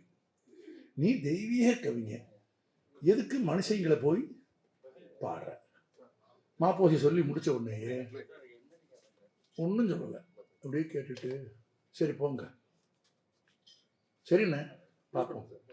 அந்த வாரம் குமுதத்துக்கு எழுதிட்டாரு, மானுடரை பாடுவதும் அவர் மாறியதும் இயேசுவது என் வாடிக்கையான பதிகம்ட்டார். நான் மாறலாட்டாரு, நான் தூக்கி வச்சு கொண்டாடுறேன், திரும்ப கீழே போடுறேன்னா ஏன் போடுறேன், அவன் மாறிட்டான், அவன் மாறினா நான் கீழே போட்டேன், நான் மாறல, மாறியது நான் அல்ல, மாறியது அவன். மானுடரை பாடுவதும் அவர் மாறியதும் இயேசுவது என் வாடிக்கையான பதிகம், மலையளவு தூக்கியுடன் கடலளவு தாக்குவதில் மனிதருள் நான் தெய்வ மிருகம்னார். பாராட்டும் போது தெய்வம், அடிக்கும்போது மிருகம். ஆமா, மலையளவு தூக்கியுடன் வலிக்கும் வரை தாக்குவதில் மனிதர்கள் நான் தெய்வ மிருகம். செப்பரிய தமிழ்ஞான சிவஞானம் சொன்ன மொழி சிந்தையடி வைத்து விட்டேன். எப்படி அதை கூட பாருங்க கவிதையில. செப்பரிய தமிழ்ஞான சிவஞானம் சொன்ன மொழி சிந்தையடி வைத்து விட்டேன். திருவாளும் மலர் கொண்டு தேன்மாலை கட்டி அதை தெருக்கல்லில் சாட்ட மாட்டேன். அவ்வளவுதான், முடிஞ்சிச்சு. இனிமே கவிதையில பூக்கட்டி இவங்களை பாடுற வேலையே கிடையாது. திரும்ப நல்லா கேட்டு பாருங்க. செப்பரிய தமிழ்ஞான சிவஞானம் சொன்ன மொழி சிந்தையடி வைத்து விட்டேன். திருவாழும் மலர் கொண்டு தேன்மாலை கட்டி அதை தெருக்கல்லில் சாத்த மாட்டேன். உதவாத பாடல் பல உணராதார் மேற்பாடி ஓய்ந்தனையே வாழும் மனமே என்று பாடிய கவிஞன் தான் இரண்டு மனம் வேண்டும் என்று கேட்ட கவிஞன். முதல்ல அவர் சொன்ன தலைப்பு வேற. ஆனா இந்த தலைப்பில் கண்ணதாசனை பற்றி பேச வேண்டும் எனக்கு ரொம்ப நாளா ஆசை. ஏன்னா கண்ணதாசனை போல் ஆத்திகம் பாடிய கவிஞனே இல்லை. கண்ணதாசனை போல் நாத்திகம் பேசிய கவிஞனும் கிடையாது. கடவுளை கண்ணதாசன் வச்சு செஞ்சது மாதிரி நம்ம ஊர் சாதாரண பாஷையில சொன்னா யாரும் செஞ்சதில்லை. அது காதலாக இருந்தாலும் சரி, என்னவாக இருந்தாலும் சரி. ஆமா, கடவுள் மனிதனாக பிறக்க வேண்டும், அவன் காதலித்து வேதனையில் வாட வேண்டும், பிரிவென்னும் கடலிலே மூழ்க வேண்டும், பெண்ணென்றால் என்னவென்று வேண்டும். கடவுள் மனிதன் சாக வேண்டும் எழுதினார். அவர் முதல் எழுதுனது சாக வேண்டும். டிஎம்எஸ் பாட மாட்டேன்ட்டாரு. நான் ரொம்ப சாமி நம்பிக்கை உள்ள ஆளு, நானே எப்படி சாக வேண்டும் சாமியை பாடுவேன் அப்படின்னு கவிஞர் கேட்டார். என்னையா சொல்றாரு அப்படின்னு. அவர் பாட மாட்டேங்கிறார். சரி விட சொல்லு, வாட வேண்டும்னு போடு, அவ்வளவுதான். வேணான்னு அடுத்த நிமிஷம் மாத்தி கொடுத்துருவாரு. ஆமா, சாக வேண்டும் பாட விரும்பல. சரி ரைட், மாத்திக்க. என்ன மாத்திக்க? வாட வேண்டும். பறவையை கண்டான், விமானம் படைத்தான், பாயும் மீன்களில் படகினை கண்டான், எதிரை கேட்டான், வானொலி படைத்தான், எதனை கண்டான்? மதங்களை படைத்தான். அது பாவமன்னிப்பு படம். பீம்சிங்ல மத ஒற்றுமையை வலியுறுத்தி எடுத்த படம். மதக்கலவரத்திற்கு எதிராக கதாநாயகன் பாடுற பாட்டு. எதனை கண்டான்? மதங்களை படைத்தான் எழுதிட்டாரு. சென்சார்ல வெட்டிட்டாங்க. ஆமா, சென்சார் தானே மதங்களை காப்பாத்துது. மதங்களையும் கடவுள்களையும் யார் காப்பாத்துறா? ஒன்றிய அரசாங்கமும் சென்சாரும் காப்பாத்து. இந்த வேலையை அப்பவே செஞ்சுட்டாங்க. ஆனா கவிஞருக்கு ஒரு யோகம் உண்டு சார். சென்சார்ல வெட்டிட்டான். அது எப்படி மதங்களை படைத்தான்னு எப்படி எழுதணும், அதை மாத்துங்க அப்படின்ட்டார். படத்துல அந்த பாடல் இடம்பெறக்கூடாது, அதை தூக்குங்க. இன்னும் கவிஞர் வந்து சொல்றாங்க, அதை எடுக்க சொல்றாங்க. ஏன் கதை அதானையா அப்படிங்க, சண்டை போடுங்கன்றார். கமிட்டியில் போய் சண்டை போடுறாங்க. இல்லை, எல்லா மதத்துக்காரர்களும் புண்பட்டு இந்த படத்திற்கு எதிராக ஒரு கலவரம் செய்வார், சட்டம் ஒழுங்கு கேட்டு என்ன ஆகிப்போச்சுன்னு என்ன பண்றது, அதனால அதை எடுக்கணும் அப்படின்னு எடுக்க சொல்றாங்க. சரி விடு, பணந்தனை படைத்தான்னு போடு. அப்பவும் அற்புதமான வார்த்தையை போட்டிருக்காங்க. ரீப்ளேஸ்மெண்ட்டுக்கு கொடுக்குற வார்த்தை கூட எப்படி பாருங்க. ஏன்னா நீங்க நல்லா கவனிங்க, நல்லா யோசிச்சு வச்சுக்கோங்க. பணம் பயன்படுத்துவதற்கு, ஆமா, மனிதர்கள் அன்பு செலுத்துவது. ஆனா இப்ப மனிதர்களை பயன்படுத்துறான், பணத்தின் மீது அன்பு செலுத்துறான் இல்லையா? இந்த காலம் கண்ணதாசன் ஊகிச்சு எழுதிட்டாரு. எதனை கண்டான்? பணந்தனை படைத்தான். ஆனா என்ன ஆகி போச்சுன்னா, சென்சார்ல கட் பண்ணி படத்துல வரும்போது பணந்தனை படைத்தான்னு வந்துருச்சு. படம் முதல்ல ஆடியோல ரெக்கார்ட் பண்ணி வச்சு மீள போடும்போது மதந்தனை படைத்தானே வந்துருச்சு. அப்ப கண்ணதாசன் எழுதுனது வந்துருச்சு, கண்ணதாசன் திரும்ப எழுதுனதும் வந்துருச்சு. ஆமா, மதந்தனை படைத்தான்னு வந்துருச்சு, மணந்தனை படைத்தான்னு வந்துருச்சு, ரெண்டுமே வந்துச்சு. அப்ப ரெண்டுலயுமே கண்ணதாசன் உயர்ந்து நிற்கிறார். அந்த படத்துல நீங்க அந்த பாட்டை படத்துல பார்த்தீங்கன்னாலும் பொருந்தும், படத்துக்கு வெளியே உட்காந்து ஆடியோல கேட்டீங்கன்னாலும் பொருந்தும். ஆமா, அப்படி செல்வம் போல எழுதி கொண்டே இருந்த ஒரு ஆள். தாய் முளைப்பாலுக்கு சர்க்கரை சேர்க்கலாமா? யாராவது சேர்ப்பார்களா? தாய் முலைமாலுக்கு எப்படி சர்க்கரை சேர்க்க முடியாதோ அப்படியே கண்ணதாசனின் கவிதைக்கு நீங்க எதுவுமே சேர்க்க முடியாது. தாய்மலை பாலுக்கு ஒப்பாங்க. தாய்மலை பால் என்பது தூய்மையானது. தாய்மலை பால் என்பது இனிப்பு சேர்க்க வேண்டிய அவசியம் இல்லாதது. தாய்மலை பால் என்பது ஆரோக்கியமானது. ஆமாம், தாய்மலை பால் என்பது அன்பானது. ஒரு சமூகத்தின் மீது கருணையும் விருப்பமும் ஆற்றலும் கொண்ட ஒரு மனிதன் கடவுளை புகழ்ந்து அவன் பாடுற மாதிரி யாரும் பாடலை. கடவுளை வச்சு செஞ்ச மாதிரி செஞ்சதில்லை. ஒரு பாட்டு இருக்கு, நீங்க ஒண்ணுமே இல்லை. கடவுள் என் வாழ்வில் கடன்காரன், கடவுள் என் வாழ்வில் கடன்காரன், கவலைகள் தீர்ந்தால் கடன் தீரும். கடன்னா பணம் இல்லை, துன்பம், நாட் மணி. கடவுள் என் வாழ்வில் கடன்காரன், கவலைகள் தீர்ந்தால் கடன் தீரும், ஏழைகள் வாழ்வில் விளையாடும் இறைவா நீ கூட குடிகாரன். கடவுளை குடிகாரன் என்று சொல்லுகிற உரிமை யாருக்கு இருந்துச்சு? கண்ணதாசன் தான் இருந்துச்சு. ஆனா அதே கண்ணதாசன் தான் கிருஷ்ணகானத்தில் எழுதும்போது கோகுலத்தில் பசுக்கள் எல்லாம் கோபாலன் குரலை கேட்டு ஒரு பாட்டு இருக்கு. அந்த பாட்டுல கூட 2 பேரும் கவனிச்சிருக்கீங்களா? அங்கதான் கண்ணதாசன் பக்தியினுடையும் கூட, காதலின் ஊடையும் கூட, ஆன்மீகத்தின் ஊடையும் கூட காமத்தை அப்படி அளவாக கலக்கிற அற்புதம் கண்ணதாசனுக்கு மட்டும்தான் வரும். நீங்க சொன்ன பாட்டை விட்டுறாம போகணும். அந்த பாட்டு, அந்த மணமேடை மலர்களுடன் தீபம், அந்த பாட்டில் ஒரு வரி சொன்னார் அவர்ல, அவங்க தலைவனும் தலைவியும் தனியா இருக்காங்க. என் தனிமை உலகம் இனிமை, என் தாய் வீடும் நினைவில் இல்லை. நான் இந்த அரங்கத்தில் கூடியிருக்கிற பெண் மக்களை பார்த்து கேட்கிறேன், யாராவது அம்மாவிட மறப்பீங்களா? அம்மாவா இல்லையா? மறக்க மாட்டேன், மறக்கவே முடியாது. ஆனா நீங்க மறப்பீங்க. அவனோடு இருக்கும்போது மறந்துடுவீங்க. அவனோடு இருக்கும்போது உங்களுக்கு யார் ஞாபகமும் இருக்காது. அவனோடு இருக்கும்போது அவன் அவங்களுக்கு உரியவனா இருந்தா, அவன் உங்களுக்கு உரியவனா இருந்தா, அவனோடு நீங்க பிணைந்து இருக்கும்போது உங்களுக்கு அப்பா அம்மா குடும்ப ஞாபகமே இருக்காது.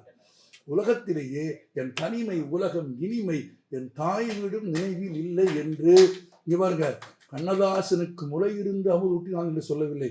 கண்ணதாசன் பெண்ணாகி பாடிய பாட்டு. கவிஞன் தான் பால் தாண்டி போயிடுவான். இன்னும் சொல்ல போனா, அவனோடு இருக்கும்போது அப்பா அம்மா ஞாபகம் வந்தா அதுல கோளாறுன்னு அர்த்தம். நான் இன்னும் கூட நெருக்கமான ஒரு சம்பவம் சொல்ல. அண்மையில ஒரு நண்பருடைய மகளுக்கு கல்யாணம், ஒரே மக கல்யாணம் பண்ணி ரொம்ப சிறப்பாக கல்யாணம் பண்ணி கொடுத்தார். 2 ஹனிமூன் போயிடுச்சு.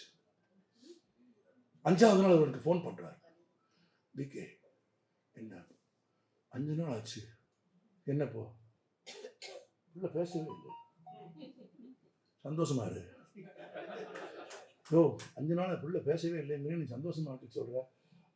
அங்க பிரச்சனையை அந்த தாயை அவனை கூப்பிடுவா, அவ அங்க சந்தோஷமா இருக்கா, அவளுக்கு ஞாபகம் வரலன்னா நீ வாழ்நாள் பூரா தூக்கி சுமந்து 150 பவுன் நகை போட்டு 8 லட்சம் 15 லட்சம் ரூபாய் செலவு பண்ணி கல்யாணம் பண்ணி கொடுத்தீங்கிற ஒரே காரணத்துக்காக அவன் கூட இருக்கும்போது உன்னை நினைச்சுக்கிட்டு இருக்கணும்னு நினைக்காத மக்கு.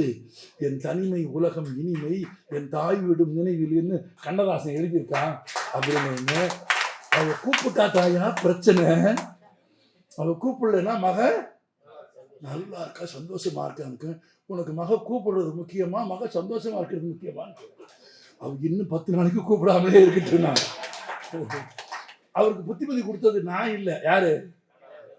என் தனிமை உலகம் இனிமை, என் தாய் வீடும் இல்லை. அப்ப யார் பாடுவா? ஆமா, யாரு? ஒரு கொடியில் ஒரு முறைதான் மலரும் மலர் முடிஞ்சுல. இந்த பாட்டுக்கு சரணத்தை கவிஞர் சொல்ல சொல்ல ஸ்ரீதர் தேம்பி தேம்பி அழுதுருக்காரு. டைரக்டர் சீன் சொல்லி முடிச்சுட்டாரு. தான் சாக போறேன்னு தெரிஞ்சு கணவனே மனைவியை கூப்பிட்டு நான் செத்துருவேன், நீ இன்னொரு கல்யாணம் பண்ணிக்கோன்னு சொல்றான். சொன்னது நீதானா? அவ்வளவுதான். இன்னும் எத்தனை பாட்டு இருக்கு. ஒரு பாட்டு ரொம்ப பிரமாதமான பாட்டு பார்த்துக்கங்க. கணவன் மனைவி 2 பேரும் ரொம்ப காதலா இருப்பாங்க. நீங்க சினிமாவோட சிவாஜி படம், சரி நம்ம சிவாஜி படம், நம்ம சிவாஜி நம்ம எம்ஜிஆர், எங்க கண்ணதாசன் அப்படி வச்சுக்கோங்க. ஆமா, இந்த சிவாஜி படம் கணவன் மனைவி, அவன் டாக்டர் ஆனால் சயின்டிஸ்ட், மனைவி நர்ஸு, 2 பாலும் பழமும் எல்லாம் பார்த்துருப்பீங்க. 2 பேரும் காதலிச்சு கல்யாணம் பண்ணிக்குவாங்க. எம்ஆர் ராதா கூட சொல்லுவார் அந்த படத்தில், டாக்டர்லாம் நர்ஸை கல்யாணம் பண்ணிக்குவாங்க, என்ஜினியர்லாம் சித்தாட கல்யாணம் பண்ணிக்குவாங்க, அப்போதான் தொழில் வளரும். ஒரு வசனம் இருக்கும். ஆமா, அது மாதிரி ஒரு நர்ஸ் வந்து டாக்டர் கல்யாணம் பண்ணியிருப்பா. அவர் நர்ஸ் ஆனதுக்கு பிறகு, நர்ஸா இருந்து கல்யாணம் பண்ணதுக்கு பிறகு வேலைக்கு போகாம அவர் கூட இருந்து அவருக்கு தேவையான எல்லா உதவியும் செய்வார். அவனுக்கு சாப்பாடு கொடுப்பா, அவனுக்கு ஷூ போட்டு கொடுப்பா, அவனுக்கு பேக் எடுத்து கொடுப்பா, கோட் எடுத்து கொடுப்பா. அதை விட ரொம்ப முக்கியம், அவன் ஆராய்ச்சி பண்ணிக்கிட்டு இருக்கும்போது கையில் லேப டெஸ்ட் டியூப் வச்சுட்டு இதில் எந்த கெமிக்கலை போடலான்னு தேடிட்டு இருக்கும்போது அவன் எதை தேடுவான்னு கெஸ் பண்ணி அவன் எடுத்து கொடுப்பா. ஆமாம், அப்படி அவன் அது ஒரு பீம்சிங் படம். ஒரு மனைவி ஒரு கணவனுக்கு எப்படி பணிவிடை செய்வார், அதுக்கு ஒரு பாட்டு வேறு வச்சிருப்பார், ஆலயமணியின் ஓசையை நான் கேட்க. அதுவும் கண்ணதாசன் பாட்டு தான். அருள்மொழி கூறும் படம் பூரா கண்ணதாசன் தான். ஆமாம், எப்படி எப்படிலாம் மனைவி தொண்டு செய்கிறா, அவனுக்கு என்ன வேணும் என்ன வேணும் என்ன வேணும்னு பார்த்து பார்த்து செய்கிறா. இந்த கணவன் அந்த மனைவியை கூட்டிட்டு ஒரு வீக்கெண்டு வெளியில் போகிறான். கொடைக்கானல் மாதிரி ஒரு இடத்துக்கு போகிறாங்க. இதான் சிச்சுவேஷன் கவிஞருக்கு சொல்கிறாங்க. ஆமாம் ஆமாம், போகிறாங்க. போய் 2 பேரும் கீழே உட்காந்துக்கிறாங்க. சிவாஜிக்கு பக்கத்தில் சரோஜாதேவி உட்காந்துருப்பாங்க. ஒரு பெட்ஷீட் மாதிரி விரிச்சிருப்பாங்க, உட்காந்துருப்பாங்க. எனக்கு காட்சி அப்படியே ஞாபகத்தில் இருக்குது. கொடைக்கானலில் ஷூட்டிங். அப்போ சிவாஜி கேட்பார், சாந்தி அப்படிதான் பேசுவார், சாந்தி என்ன வேணும் என்ன வேணும்னு எனக்கு பார்த்து பார்த்து செய்றியே, உனக்கு என்ன வேணும் அப்படின்னு கேட்பார். எனக்கு ஒன்று வேணாம், எனக்கு என்ன வேணும், இல்லை இல்லை ஏதாவது கேளு அப்படின்னாரு. அதெல்லாம் ஒன்றும் இல்லை, புருஷன் முன்னாடி வழக்கமாக சொல்லும் போது எல்லாருக்குமே வீட்டு ஞாபகம் வரும்ல, ஒரு சின்ன ஃப்ளாஷ்பேக் ஓடும். ஒரு தடவையாவது நடந்துருக்குங்களா வாழ்க்கையில், அதனால சந்தோஷப்பட்டுக்கங்க. ஆமாம், திரும்ப திரும்ப சொல்கிறார். அவன் திரும்ப திரும்ப கேட்குறான், என்ன வேணும், எனக்கு ஒன்றும் வேணும், எனக்கு என்ன எல்லாம் இருக்கு, நீங்கள் இருக்கீங்க போதும். இதுதானே பெண்கள் சொல்லுவாங்க, அப்படித்தான் சொல்லணும்.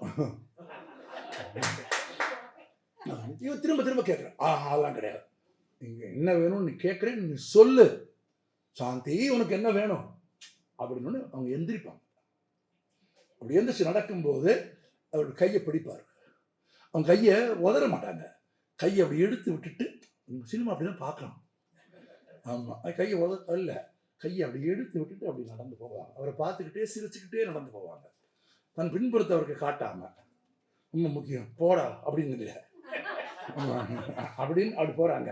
அப்போ படம் எடுத்தவன், காட்சி அமைச்சவன், நடித்தவங்க, இசையமைச்சவங்க, எல்லாரும் சேர்த்து ஒரு வேலை. நம்ம எப்படி பார்க்குறோம், அப்படிதான் போவோம். நான் தான் பார்க்குறேன். ஆமாம், அவன் நடந்து போக போக இசை ஆரம்பிச்சவன், பிஜிஎம் ஸ்டார்ட் பண்ணிடும். இப்போ அவ பாடுறா, என்ன வேணும் என்ன வேணும்னு கேட்டில்ல, நான் பேச நினைப்பதெல்லாம் நீ பேச வேண்டும். பாட்டு எழுதி கொடுத்துட்டார். விஸ்வநாதன் அழுகிறார், பீம்சிங் அழுகிறாரு. இந்த சிச்சுவேஷனை கேட்டுட்டு எல்லாரும் ஒரே ரெக்கார்டிங் தியேட்டர் அப்படி தலைமை போய் கிடக்கு. ஏன்னா அதுதான் அவங்க விரும்புகிறாங்க, அந்த அன்பை தான். நான் பேச நினைப்பதெல்லாம் நீ பேச வேண்டும், நாளோடும் பொழுதோடும் உறவாக வேண்டும். அது என்ன, சொல்லென்றும் மொழியென்றும் பொருளென்றும் இல்லை, சொல்லாத சொல்லுக்கு விலையேதும் இல்லை. மடிமீதில் விளையாடும் சேயாக வேண்டும். எல்லாம் எழுதி பாட்டு கேட்டு முடிச்சோன்னு எல்லாம் கவிஞர் எல்லாம் கும்பிடுறாங்க, கவிஞர் எல்லாம் கொண்டாடுறாங்க. கீழ் எழுதின பாட்டா அற்புதம். கவிஞர் இருந்துச்சு போகும்போது இப்படி வேட்டி ஒரு கையில் பிடிச்சுக்குவாரு, கேட்டா உங்க கையில் பிடிச்சு சொன்னார், இது வேற ஒரு சிச்சுவேஷனுக்கு எழுதின பாட்டியா,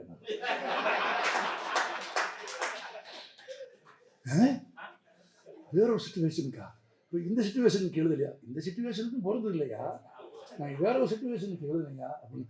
என்ன சிச்சுவேஷன்னு கேட்போம்ல, என்ன சிச்சுவேஷன்னு அப்படின்னு. வேற ஒரு படம், ஏன் அந்த படம் வரல, அந்த பாட்டு மனசுலேயும் இருந்துச்சு கொடுத்துட்டேன் அப்படின்னா. என்ன படம்னு, வாய் பேச முடியாத ஒரு ஊமை பெண் குழந்தை தன் தாயிடத்தில் பாடுவதாக பின்னணியில் அமைந்த ஒரு பாடலை எனக்கு எழுதி தர வேண்டும் என்று கேட்டார்கள். நான் பேச நினைப்பதெல்லாம் நீ பேச வேண்டும் என்று ஒரு ஊமை பாடுவதாக எழுதி பாட்டார்.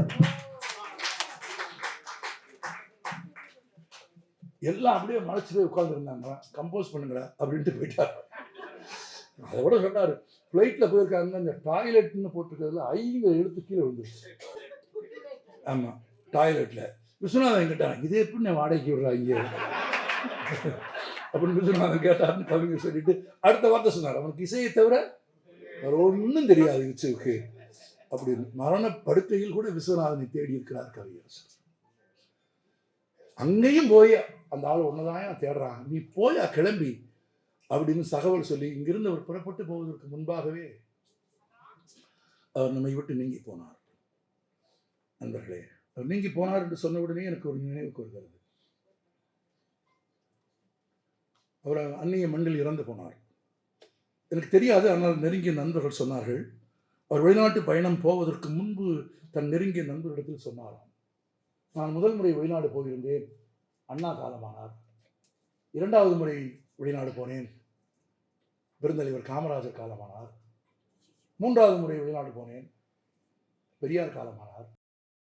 நான் ஒவ்வொரு முறை வெளிநாடு போகிற போதும் யாரோ ஒருவர் இறந்து போகிறார்கள். இந்த முறை யாரோ நானோ என்று சொல்லியிருக்கிறார். அது மட்டும் இல்லை, 3ஆம் முறை திரைப்படத்திற்கான கண்ணே கலைமானே பாடலை எழுதி முடித்துவிட்டு வெளியே வந்து கண்ணப்பிள்ளம் சொல்லியிருக்கிறார், தமிழ் சினிமாவின் கடைசி பாடலை எழுதிவிட்டேன் என்று சொல்லியிருக்கிறார். அதான் முதலே சொன்னேன், கருணாக்கு பொய்க்கும் கவினாக்கு பொய்க்கா. அது அப்படியே தான் நடந்தது.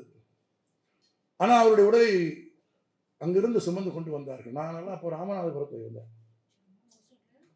இறுதி சடங்கில் வந்து கவிஞருக்கு அஞ்சலி செலுத்த வேண்டும் என்று நாங்கள் விரும்பினோம். ஏழைகளுக்கு அது வாய்க்காது தானே, பொருளாதார வசதி இல்லை, எனவே வந்து அஞ்சலி செலுத்த முடியவில்லை. ஆனால் அஞ்சலி கூட்டம் நடத்தினோம். அவர் இறந்து சில நாட்களுக்கு பிறகுதானே உடல் இங்கு வந்தது. இப்படி வந்தபோது அஞ்சலி கூட்டம் நடத்தினோம். அந்த அஞ்சலி கூட்டத்தில் உள்ளத்தில் இருப்பதெல்லாம் சொல்லவோ ஒரு வார்த்தை இல்லை, நான் ஊமையாய் பிறக்கவில்லை, உணர்ச்சியோ மறையவில்லை, என் தங்கமே உனது மேனி தொட்டு சுமந்து நான் செல்ல எனக்கொரு பந்தம் இல்லை, எவருக்கோ இறைவன் தந்தான், அந்த 4 பேருக்கு நன்றி. படம் இடம்பெற்ற படம் சங்கீதம். பாடல் காட்சியில் கதாநாயகன் ஒரு குற்ற வழக்கில் நிரபராதியான கதாநாயகன் குற்றவாளியாக சித்தரிக்கப்படுகிறான். அவனை கைது செய்வதற்கு போலீஸ் வருகிறது. அவன் தலைமறைவாக இருந்து தன்னை நிரூபிக்க வேண்டிய கட்டாயத்தில் இருக்கிறான். இந்த காட்சி போலீஸ் ஒருபுறம் தேடிக்கொண்டிருக்கிறது. அவன் தலைமறைவாக இருக்கிறான். தந்தை இறந்து போகிறார். இறந்து போன தந்தையின் இறுதி சடங்குக்கு மகன் எப்படி வருவான் என்று நம்பி மயானத்தில் போலீஸ் காத்திருக்கிறது. வந்தால் கைது செய்யப்படுவோம், தான் நிரபராதி என்று நிரூபிக்கும் வாய்ப்பை இழந்து விடுவோம், எனவே தலைமறைவாக இருப்பது என்று கதாநாயகன் முடிவு செய்கிறான். ரயில் ஏறி மாறு வேடத்தில் புறப்பட்டு போகிறவன் ரயிலில் பாடுவதாக அமைந்த பாடல் காட்சி. உள்ளத்தில் இருப்பதெல்லாம் சொல்ல ஒரு வார்த்தை இல்லை, நான் ஊமையாய் பிறக்கவில்லை, உணர்ச்சியோ மறையவில்லை, என் தங்கமே உன் மேனி சுமந்து செல்ல எனக்கு ஒரு பந்தம் இல்லை, எவருக்கோ இறைவன் தந்தான், அந்த 4 பேருக்கு நன்றி. அப்படித்தான் எங்கோ இழந்த கவிஞரின் உடலை யாரோ 4 பேர் சுமந்து வந்தார்கள். அந்த 4 பேருக்கு நன்றி என்று நாங்கள் பாடினோம். அந்த இறுதி அஞ்சலி கூட்டத்தில் அந்த பாடலின் கடைசி 4 வரிகள் கண்ணதாசன் கற்றுக் கொடுக்கும் அற்புதம். இன்பத்திலே துணை இருந்தால், வழக்கமாக உங்களுக்கு தெரியும், ஒரு இறுதி சடங்கு ஒரு இருவுருவத்தில் போகிற போது எல்லாம் மௌனமாக போகிறோம். ஏன் மௌனமாக போவோம் என்று நமக்கு தெரியும். ஆனால் ஏன் மௌனமாக போவோம் என்று நான் சிந்தித்ததில்லை, யோசித்ததில்லை, அதற்கான சிந்தித்ததே இல்லை. ஏன் துக்கமாக இருக்கு, என்னத்துக்கு போய் ஆர்ப்பாட்டமாக எதுக்கு பேசிக்கிட்டு இருக்கணும் அப்படின்னு அமைதியாக இருக்கிறாங்கன்னு தான் நான் நினச்சிக்கிட்டு இருந்தேன். ஆனால் ஏன் மௌனமாக இருக்கிறோம் என்ற கேள்விக்கு விடை கொடுத்தது கண்ணதாசன். இன்பத்திலே துணை இருந்தால் புன்னகை சொல்வது நன்றி, துன்பத்திலே துணை இருந்தால் கண்ணீர் சொல்வது நன்றி. கண்ணதாசன். ஆமா, இன்பத்திலே துணை இருந்தால் புன்னகை சொல்வது நன்றி, துன்பத்திலே துணை இருந்தால் கண்ணீர் சொல்வது நன்றி, வாழும்போது வருவோர்க்கெல்லாம் வார்த்தையாலே நன்றி சொல்வோம், வார்த்தையின்றி போகும்போது மௌனத்தாலே நன்றி சொல்வோம்.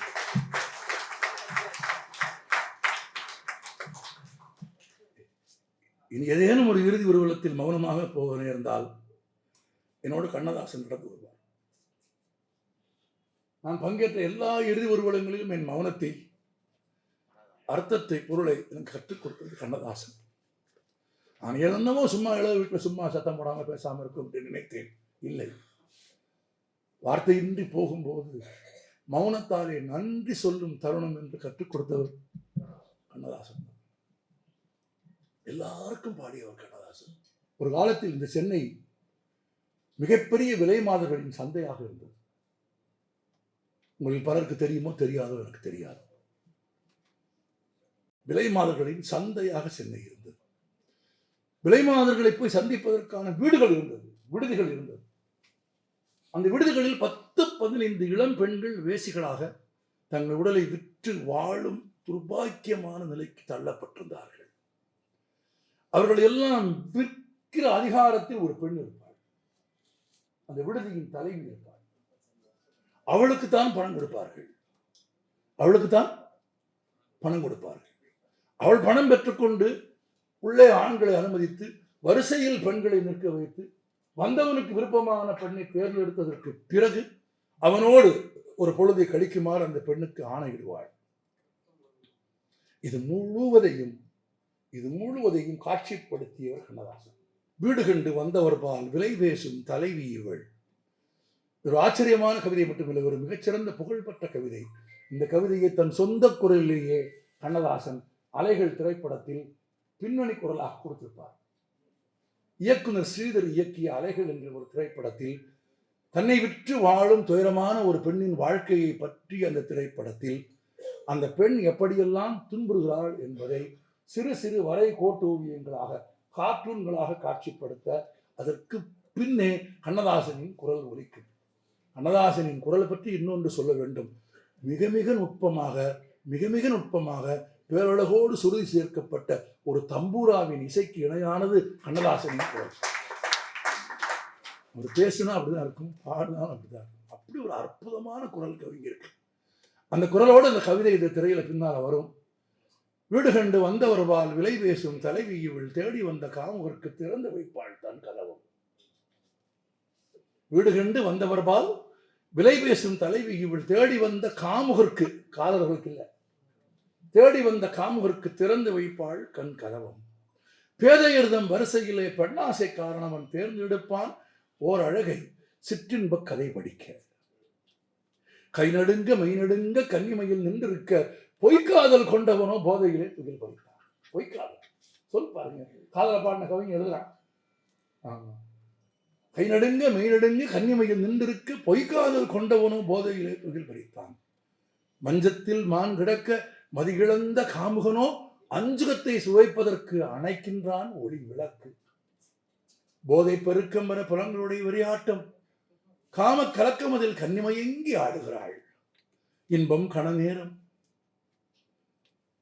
கணநேரம் எல்லாம் முடிந்ததென்று 2 ரூபாய்கள் பேதையின் மேல் எடுத்தறிந்தான். தலைவிக்கு 100, இவள் தலைவிதிக்கோ 2 காட்சி. பூவை மிதித்த பின்னே காமுகனும் போய் ஒளிந்தான். அந்த பாடலை படித்து விட்டு அழுதிருக்க. பூவை மிதித்த பின்னே காமுகனும் போய் ஒளிந்தான். பூ அழுமோ? அன்று பூவை படைத்து விட்ட பூமியே தான் அழுமோ? கண்ணீரும் கம்பலையுமாய் கண்ணீர்கள் நிற்பதுவோ பிரமன் விதித்த விதி? பாவிகளை யார் காப்பார்? பரம்பொருளே பதில் சொல். பாவிகளை யார் காப்பார்? பரம்பொருளே பதில் சொல். தொட்டவுடன் ஒட்டிக்கொள்ள சட்டிப்பானையா? அது தொட்டவுடன் ஒட்டிக்கொள்ள சட்டிப்பானையா? வரும் தோளுக்கெல்லாம் மாலை போட கோவில் யானையா? கோவில் யானைக்கு எவ்வளவு ஒரு புனிதமான பிம்பம் இருக்கும். அதை உடச்சாங்க, குத்திய தூக்கி போட்டான். ஒரு யானையை வீழ்த்துவதற்கு அங்குசம் தேவையில்லை, கவிஞனின் பேனா முனை போதும். தொட்டவுடன் ஒட்டிக்கொள்ள சட்டிப்பானையா? வரும் தோளுக்கெல்லாம் மாலை போட கோவில் யானையா? நல்ல வேளை கண்ணகிக்கு பெண்மகள் இல்லை. நல்ல வேளை கண்ணகிக்கு பெண்மகள் இல்லை. அந்த நாளாகிரி அருந்ததிக்கும் சந்ததி இல்லை. இருந்திருந்தால் இந்த நேரம் எந்த கோலமோ, இருந்திருந்தால் இந்த நேரம் எந்த கோலமோ, அவர் 20க்கும் 30க்கும் அலைய நேருமோ?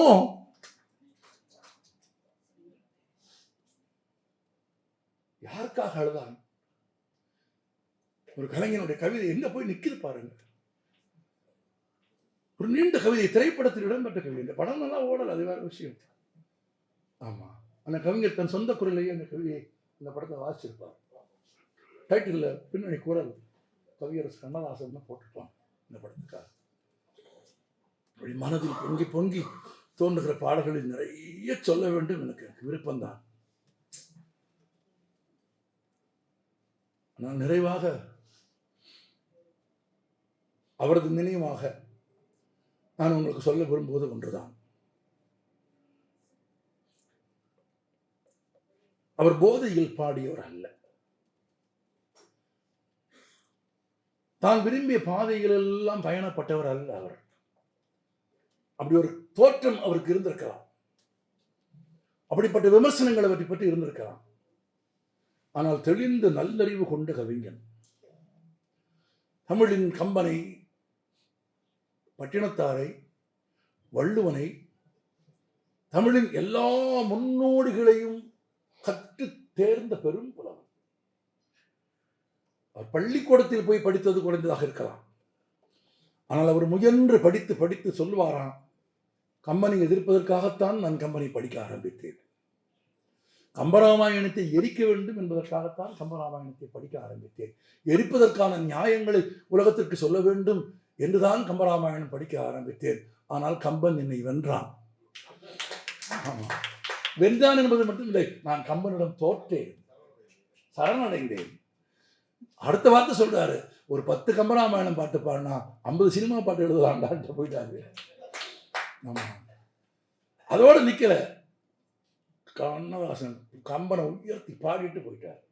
ஆமா, 10,000 பாட்டு கவிதை சத்தாக எழுதி வைத்த கம்பனுக்கு இல்லை ஈடு, இன்னும் வித்தாகவில்லை என்று பாடு. உச்சமாக ஒரு செய்தி சொல்லி விடுகிறேன் நான் நிறைவாக. அரசவை கவிஞராக கவிஞர் வந்தார். இப்போதும் கூட சில பேர் சொல்லுகிறார்கள், எம்ஜிஆர் அவரை விலைக்கு வாங்கிவிட்டார், எம்ஜிஆர் அவரை உள்ளே ஈர்த்து கொண்டார். இல்லை, எம்ஜிஆர் தான் ஆட்சிக்கு வந்ததற்கு பிறகு தனக்கு எதிராக சிந்திக்கிற எழுதுகிற எல்லோரிடத்திலும் நட்பு பாராட்ட வேண்டும் என்று விரும்பினார். அதற்கான தனி முயற்சிகளை அவர் மேற்கொண்டார். சிலரிடத்தில் அவர் எடுத்துக்கொண்ட முயற்சி வென்றது, சிலரிடத்தில் அவர் எடுத்துக்கொண்ட முயற்சி வெற்றி பெறவில்லை. கவிஞரை பொறுத்தவரையிலும் எம்ஜிஆர் தொடக்கத்தில் எடுத்த முயற்சிகள் வெற்றி பெறவில்லை. ஏனென்றால் எம்ஜிஆர் உள்ளும் புறமும் என்ற ஒரு புத்தகத்தை அவர் எழுதினார். இந்த புத்தகம் இப்ப அச்சுல இல்லை. ஆமா, எங்கிட்ட இருக்கு. எம்ஜிஆர் உள்ளும் புறமும் ஒரு புத்தகம் எழுதினார் அவர். எம்ஜிஆரை அதற்கு மேல் எம்ஜிஆரின் மேக்கப்பை கலைக்க முடியாது, அப்படி ஒரு புத்தகம் எழுதினார்.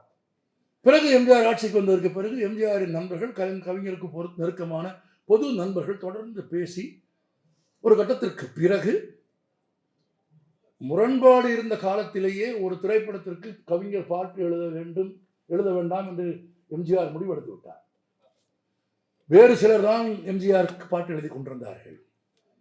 ஸ்ரீதர் இயக்கிய ஒரு படத்தில், சிறுமி இயக்கிய ஒரு படத்தில் ஒரு குறிப்பிட்ட காட்சியில் ஒரு பாடல், அந்த பாடலை அப்போது எம்ஜிஆருக்கு எழுதி கொண்டிருந்த எல்லோரும் எழுதுகிறார்கள்.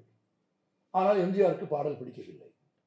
எம்ஜிஆர் தனக்கு பிடிக்காத பாடலை படத்தில் இடம்பெற செய்ய மாட்டார். அவர் அனுமதியோடு தான். பாடல் மட்டும் இல்லை, பாடுகிறவர்கள், நடிக்கிறவர்கள் எல்லாமே 5-6 பேர் எழுதுறாங்க, பாட்டு ஓகே ஆகல, அவர் நோ சொல்லிட்டே இருக்கார்.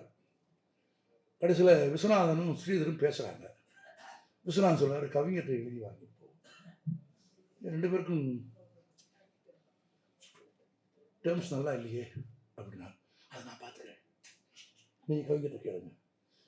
கவிஞர் சம்மதிக்கணும் ஐயா அப்படிங்க. நான் கவிஞர் நீங்க பேசிடுங்க, இவர்கிட்ட நான் பேசுறேன், நமக்கு நல்ல பாட்டு வந்தா போதும் அப்படின்னு எல்லாம் 2 பேரும் பேசி முடிவு பண்ணி ரகசியமா கவிஞர்கிட்ட போய் ஸ்ரீதர் போய் கேட்டிருக்காரு. கவிஞர் கேட்டிருக்காரு. அவன் வேணான்னு சொல்லுவானே, அவன் வேணான்னு சொல்லுவானையா அப்படின்னு இருக்காரு. எனக்கு வேணும், சரி இந்தா வாங்கிட்டு போ, எழுதி கொடுத்தார். பாட்டு வந்துருச்சு, எம்ஜிஆர்ட்ட வந்துருச்சு. இன்னொரு பாட்டு வாங்க, பாட்டு நல்லா இருக்கு. யார் எழுதுனது? எம்ஜிஆர் கேட்குறாரு. விஸ்வநாதன் வாயை திறந்து சொல்லலை, அப்படி தயங்கிட்டு நிற்கிறாரு. கவிஞர் தானேயா? யாரு? எம்ஜிஆர் கவிஞர் தானேயா? ஆமாண்ணே, அவரை தவிர வேற எவனும் இப்படி எழுத முடியாது. விடிய கதை எழுது பாட்டை கொண்டு போய் கொடுத்தா எம்ஜிஆர் வாசிச்ச உடனே சொல்லிட்டார், இது கவிஞர் பாட்டு. ஆமாண்ணே, இருக்கட்டும். எப்படி கண்டுபிடிச்சி? வேற எவன் அப்படி எழுத முடியும்? அப்படித்தான் அந்த உறவு திரும்ப மறுபடியும் தெளிவாகுது. ஆட்சிக்கு வந்ததுக்கு பிறகு இன்னும் அதை நெருக்கமாக்க எம்ஜிஆர் முயற்சி பண்ணுறாரு, கூப்பிடுறாரு. ஒரு 2-3 கட்டம் பேச்சுவார்த்தை, நெருங்கிய நண்பர்கள்லாம் பேசுகிறாங்க. கடைசியில் கவிஞர் இணங்குறார். அதான் உண்மை. கரெக்டாக கோபி நான் சொல்கிறது? ஆமாம். இன்னைக்கு சில பேர் எழுதுகிற மாதிரி கவிஞரை வாங்கிட்டு போயிட்டாரு, கவிஞரை உள்ளே வச்சு அடைச்சாரு, அதெல்லாம் ஒன்றும் கிடையாது. அந்த ஆளோட கம்பீரமே வேறு. காமராஜ் கூப்பிட்டு நீ தண்ணி போட்டுட்டு மீட்டிங்கில் பேசுகிறதுனால எல்லாம் திட்டுறாயா, தண்ணி போடுறதுக்கு பெர்மிட் கார்டை வச்சுக்கிட்டு காங்கிரஸ் மேடையில் பேசுகிற, காந்தி பேரை சொல்லிட்டு காங்கிரஸ் கட்சிக்குள்ளே வந்து குடிச்சிட்டு நீ போய் கவிஞர் வீட்டில் இருந்தால் ஞாயிற்றுக்கிழமை மணிக்கு சாப்பாடு காமராஜ் வீட்டுக்கு போகும். கவிஞர் கூப்பிட்டு சொல்கிறாரு, நீ தண்ணி போட்டு பேசுகிற ஊரில் எல்லாம் திட்டுறாயா, வெற்றியா? ஆமாம். காங்கிரஸ்காரன் காடை கையில் வச்சுக்கிட்டு நீ எதுக்கே பெர்மிட் வச்சுட்டு குடிச்சிட்டு இருக்க, வெற்றியா அப்படின்னா இன்னும் கவிஞர் சொன்னார், விட்டுறேன். நெசமா ஐயா அப்படின்னு காங்கிரஸ் மெம்பர்ஷிப்பை விட்டுறேன். ரொம்ப சிம்பிள். பெரியவர் ஒன்றுமே சொல்லலையா, அப்படியால் அவரை போய் ஒருத்தர் பாய்ட் லரேட் ஆகிட்டார். வீட்டு வாசல் அப்படி தான் எழுதிருக்கு, அந்த வீட்டு வாசல் அப்படி தான் எழுதிருக்கு, பாய்ட் லரேட். ஆஸ்தான கவிஞர் ஆகிட்டார். நிறைய இடங்களில் பாராட்டு விழா நடக்குது. நான் சொல்லி முடிச்சிடுறேன். காரைக்குடியில் பாராட்டு விழா ஏற்பாடு பண்ணுறது சாவனா கணேசன், கம்பன் அடிப்படி. விழா நடக்கிற இடம் கம்பன் மணிமண்டபம். கவிஞர் விழாவுக்கு வர ஒப்புக்கொள்கிறார். கவிஞருக்கு பாராட்டு விழா. அந்த எனக்கு சொல்லியிருக்கேன் உங்கள்கிட்ட. ஆமாம், கவிஞர் வர்றார். ஆமாம், எல்லாம் ரிசீவ் பண்ணுறதுக்கு நிற்கிறாங்க. கம்பன் மணிமண்டபத்துக்கு ஒரு 15 அடிக்கு முன்னால் கார் நின்றுது. கவிஞர் வர மாட்டேங்கிறார். கவிஞர் காரை வச்சு கவிஞர் வர மாட்டேங்கிறார். என்ன ஏன்னு கேட்குறாரு. காரை விட்டு வர மாட்டேங்கிறாரு. இவங்க போய் கூப்பிடுறாங்க. காரை விட்டு இறங்கி சொல்கிறாரு, அது என்ன எழுதியிருக்கு மேலேன்னு கேட்குறாரு. உங்களை வரவேற்று தான், அதுதான் என்ன எழுதியிருக்குன்னு கேட்குறாரு. கவி சக்கரவர்த்தி கண்ணதாசனே வருகன்னு. கவி சக்கரவர்த்தி கண்ணதாசனே வருகன்னு எழுதியிருக்கு. ஓ, இந்த உலகத்தில் கவி சக்கரவர்த்தின்னா ஒருத்தன் தாயா, அது கம்பன் தாயா, அது கம்பன் தாயா, அதை கலட்டினா தாயா வருவேன் அப்படின்னா. சரி, இது என்ன பெரிய விஷயம், கலட்டிடுவோம் வாங்க, கலட்டு வர்றேன். அண்ணே ஏன்னு கொண்டு வந்து கலட்டணும்னே, நீங்கள் உள்ளே வாங்கண்ணே, நான் கட்டிடுவோம்னு ஏன்னு கொண்டு வர சொல்கிறேன். அதை கலட்டு, அதுக்கு பிறகு தான் உள்ளே வருவேன் அப்படின்னு. கவி சக்கரவர்த்தி என்று தன் பெயரை எழுதிய போது தனக்கு பொருத்தமற்ற புகழை யாருக்கு அது பொருத்தமானதோ அவருக்கு அல்லாது தான் போற்றி ஒரு மகாகவியின் கவி சக்கரவர்த்தியின் பெயரை தனக்கு தந்தபோது தனக்கு பொருத்தமற்ற புகழை நிராகரித்தவன் தான் புகழின் உச்சியிலே இருக்கிறான். பொருத்தமற்ற புகழை நிராகரிக்கிறவர்கள் புகழின் உச்சியில் எப்போதும் இருப்பார்கள். கவி சக்கரவர்த்தி என்கிற அந்த பட்டத்தை கம்பனுக்குத்தான் தருவேன், கீழே இறக்குங்கள் என்று சொன்னதாலே தான் அவன் கவியரசன். அதனாலே தான் அவனுக்கு 100ஆண்டு விழா. ஆமாம், அன்றைக்கு காரைக்குடியில் மணிமண்டபத்தில் கவி சக்கரவர்த்தி கண்ணதாசனை வருக என்று எழுதிய அந்த பதாகையை அவர் இறக்க சொன்னார். இன்றைக்கு கவியரசு கண்ணதாசன் 100ஆண்டு விழா என்ற பதாகையை காவேரி மைந்தனோடு சேர்ந்து நாம் எல்லோரும் கட்டியிருக்கிறோம்.